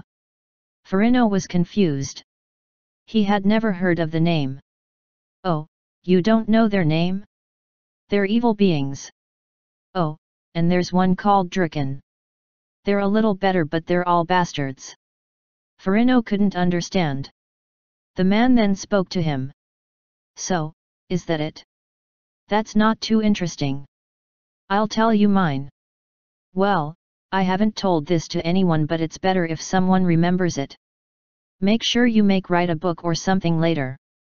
I assure you that it will sell well. Farino sighed. His memory was going to fade away soon. He would even forget that he met the man. But he didn't say anything. He didn't even have the power to do it. Chapter 225, Side Story of the Long-Forgotten Past. So, my name wasn't Broxian from the beginning. Stanatiel kept on calling me Broxian and it kind of became my name. Well, I kept following her around to marry me, so I had to accept whatever she called me. Brock, meaning a fool. He probably was considered a fool for following a woman for a long time. Broxian, who was that?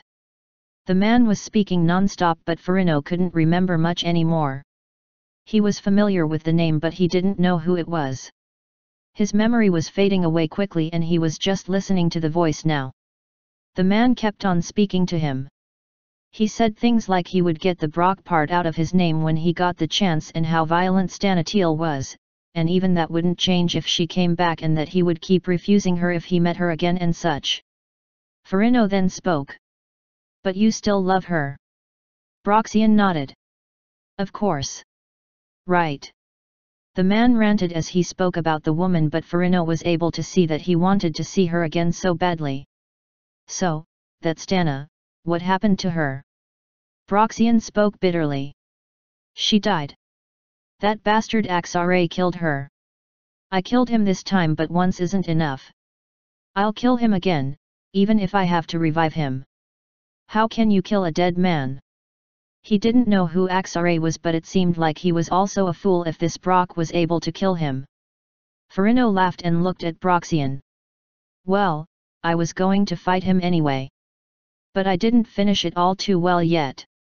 So, let me ask you. Do you wish to take up the responsibility for your actions? Even if it means living for thousands of years alone? Farino thought about Syriana. What she said to him before she died.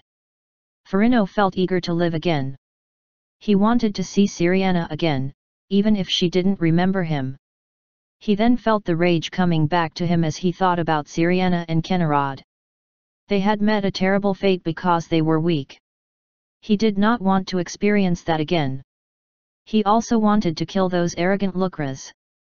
But it seemed like the Dracuns were also a problem. Farino then spoke. Yes. If I can, I will kill them all. All those races that can become a threat to mankind. Even if it takes me thousands of years. I will wipe them out from this world. If I can't do it myself, I will see to it that I will find someone who can. And meet my friends again. He couldn't say his last wishes out loud. Broxian grinned and nodded. He then stood up. Good. Very good. Farino then suddenly came to his senses. He considered that the man really fit the nickname of Brock. He looked very foolish. But he was wrong. The man, Broxian, stood and divided the sky. The raging sea calmed in an instant. The steam and dust were all pushed away. He just stood up and the world changed around him. God! That was the only thing Farino could think of. If this man wasn't a god, then there was no one who can be considered as such. It was obvious that the man would have been a great man even within Farino's lost memories. Broxian then spoke to him. You will be held responsible for all of your actions. You will live. You will devote your life to fulfill your wish. Even if it takes hundreds or thousands of years. Those words had stuck through Farino's fading memory, into his soul. He could not be freed from the words anymore. Even if he lost his memory. From this day forward, you will be called Arajaop. Because of you, the race with the name of, the Dirokans and Lukare will die. Even if you lose your memory, you will know what to do when you hear your name. The one who lives to kill and destroy. Arajaop, one who lives to kill and destroy thee. The words were stuck in Farino's head. Arajaop. Rajaop. Lajaop. Farino, or now Lajaop, shouted with the last bit of his memory. But how can I do it? I'm powerless. The human race is powerless. We will be attacked by those we oppressed and die. Broxian laughed. Take pride. The human race is not weak.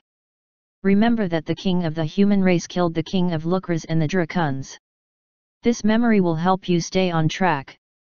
Remember this. If you remember my words that are deep within your spirit, you will see that what you wish for will come true.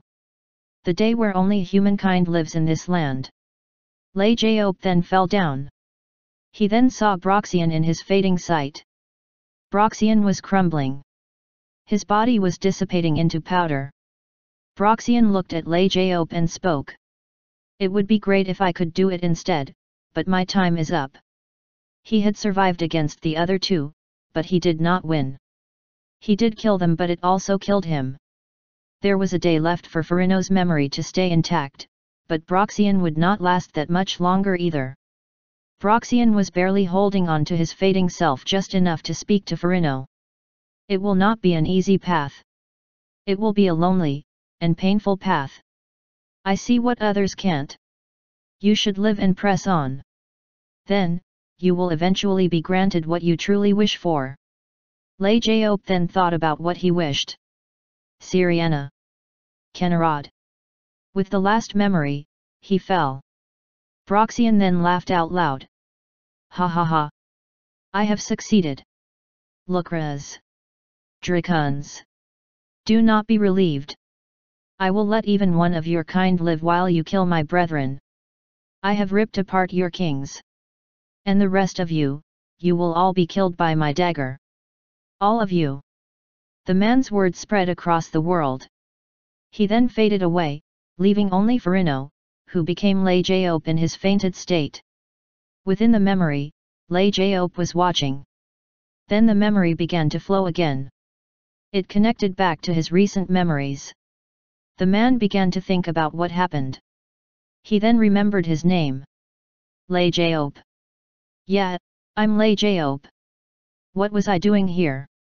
He had some memories, but he figured he lost memories because of the shock and started doing what he needed to do.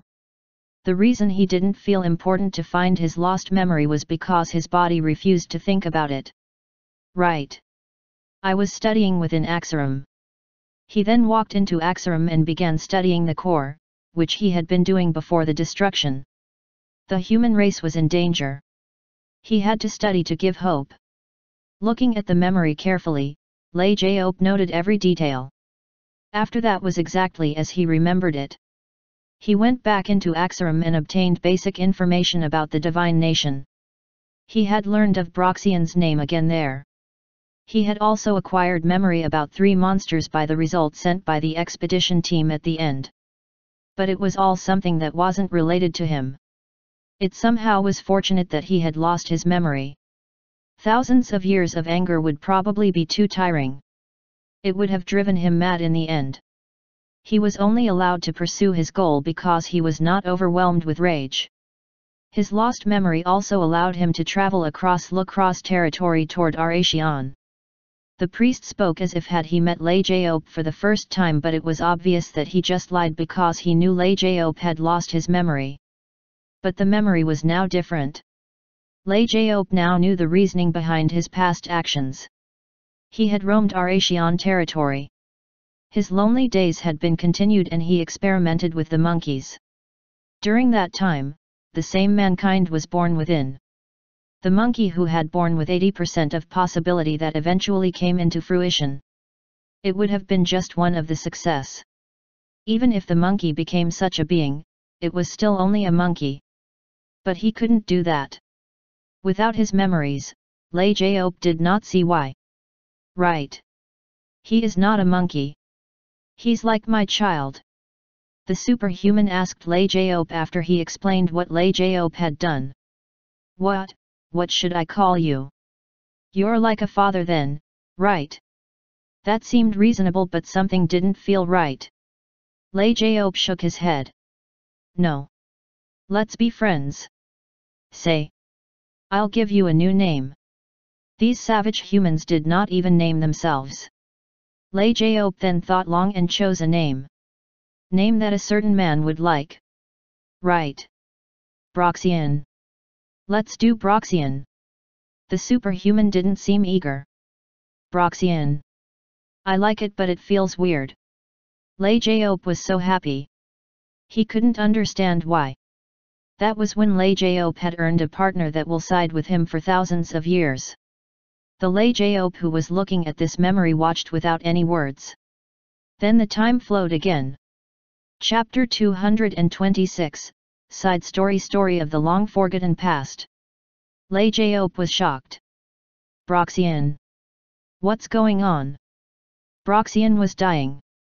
Lei Jaop became shocked. Broxian had been so strong that he was now even stronger than him. He should have hundreds of years left considering the regular lifespan of nobles in Donasian. But he was dying just after he living for 300 years. Broxian answered. I don't know, but I guess I lived long enough. You have other friends too, so. Lajaope shouted. He couldn't let Broxian die yet. Lajaope then stopped all of his plan to create superhumans and began traveling around the world to keep Broxian alive. Lajaope observed the memory quietly. He remembered he had cried so hard in despair when Broxian died. He didn't understand why back then, but now he knew. The memory then fast-forwarded to when someone came looking for Lajaope. Hey, long time no see. But how are you still alive? You really live long. Wait. I'm Conrad now. This fits me better. Hey. What are you doing? Don't hug me. Thank God. He's back. Lajaope cried as his friend came back alive. Then his memory fast-forwarded even faster. And now, after 4,000 years.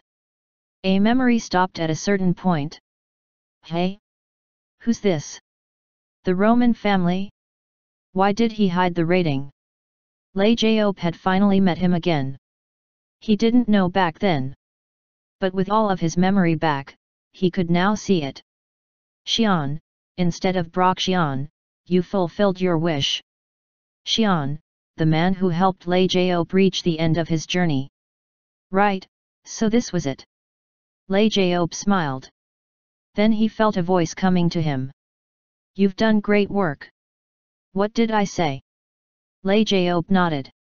All the Lucras and Dracuns had been wiped out to its last. He also had reunited with his friend, even if they did not remember him. His friend also fulfilled his wish. He had been named after the great god as he wished for a slight moment. Wait, then. There was one more wish to be fulfilled. That was when the sight changed. He felt he was getting sucked far away to some place. Hey! Lajaope was shocked, but he closed his eyes. He then opened up and heard a familiar voice. Look, he's back up. I told you I didn't make any mistakes. Lajaope looked around. Conrad and Xian were standing in front of him. Xian smiled as he spoke. Hee, so, how was your trip? Did you find what you wished for? Did you find what you wished for? Lajaope then felt tears running down his cheek. Conrad shouted angrily at Xian. Hey! Look! What did you do? Hey! I didn't do anything. It's probably tears of joy. Lajaope could not stop crying. He just considered them acquaintances he made as he traveled through. But they weren't. These people were his beginning, the end, and the purpose. It was now time to wait. Wait for his final wish to come true. Lajaope could now understand why he wasn't interested in women until now. He had been waiting. Even when he forgot, he had been waiting for his lover. But there was one big problem. Lajaope remembered Syriana's last wish she spoke before she died and looked at Xian. He then grinned and shook his head. I hope not. Lajaope rose up from the couch and approached Conrad and Xian while laughing. I'm okay. Ha ha ha, stop fighting. Ugh, what are you doing? Ugh. Hey. Why are you punching Lajaope again? He hugged me. I thought it was an ambush. No way. Lajaope smiled as he felt his conscience fading as he got hit in the chin. Thank you, for everything. Lajaope was writing another book in his office. Conrad asked him a question. Hey, are you really trying to start on another book? Didn't you say that you were almost done? What did he see in the memory? As Lajaope came back from his memory, he abandoned the book at once and started working on something else. He did not answer as to what he saw in the memory, so Conrad became curious and looked at the title of the book Lajaope was writing. Lajaope smiled. Isn't it great? It's a story about the war of dragons and evil. But the content was much different. It was the story of a man, Broxian, who lived twice to kill the enemies of the human race. Two races, the dragon and the evil. Isn't it too unrealistic? What kind of a person sees the future, and comes back from death? And this main character is too squeamish to be a strong character. Conrad seemed to have a lot of things to say, but Lei Jiao laughed. Well, but that's what it makes it fun. A powerful man can be polite and hate to fight. He can also die for love. You sound like you've experienced it. Lei Jiao laughed and went back to his book. It took 3 years for Lei Jiao to finish writing the book, and it became an instant hit on the Eurasian continent. Lei Jiao became confident, so he also published his story of the book that he wrote before, but it was not as popular. So he went back to writing a sequel too. Then Steele came to Lei Jiao to ask for money after thinking she and Xian's story was in the book, but Lei Jiao tried to refuse to accept it by saying it was fiction. But it didn't work and he lost a lot of money to her. And long after that, after time had passed, Lei Jiao finally came to see his last wish came true. He was able to realize it as soon as he saw her. What was more fortunate that even without the memory, his lover Siriana felt affection toward Lei Jiao. However, Lei Jiao knew that he was now facing a huge problem. Siriana, like others, had succeeded in fulfilling her last wish. "Dad, I need him." "Ha ha. Ha ha. Ha. Ha. Ha." Xian laughed as he caressed the sword that he made by combining the golden sword and the silver spear together, while he looked at his daughter speaking to him while hugging Lei Jiao. Xian sighed to calm himself down and spoke. "Siran. Don't say that. You'll make Mr. Lei Jiao uncomfortable. Besides, you're just 15 and I don't care. I need him." Siran plugged her ears and shook her head violently. Then she climbed up on Lei Jiao's back. Xian shook his head while holding his forehead. She's just like her mother. Thus, Xian decided to go with the other option. If talking to his daughter wasn't going to work, he needed to talk to Lei Jiao. Lei Jiao was a wise man who had lived over thousands of years. Besides, he hadn't been interested in women throughout all this time. He would surely make a wise decision. Xian clenched his sword, sighed, and looked at Lei Jiao. "Ha ha, say, I'm sure you won't agree to the foolish act of a young girl. I mean, she's my daughter, but..." "Yes. I agree that you're charming, but..." Lei Jiao? Hey. Lei Jiao. If you don't say anything, Siran might get confused. You have to make it right. Xian was asking him to be reasonable, but Lei Jiao answered slowly. "So, you will be my father-in-law." "Ugh! How dare you! I will kill you." "Xian! No. Dad! No." That day, the city of where superhumans gathered to live, was almost destroyed, and the power that surged from the city spread across the continents of Eurasian and Donasian, scaring all the humans.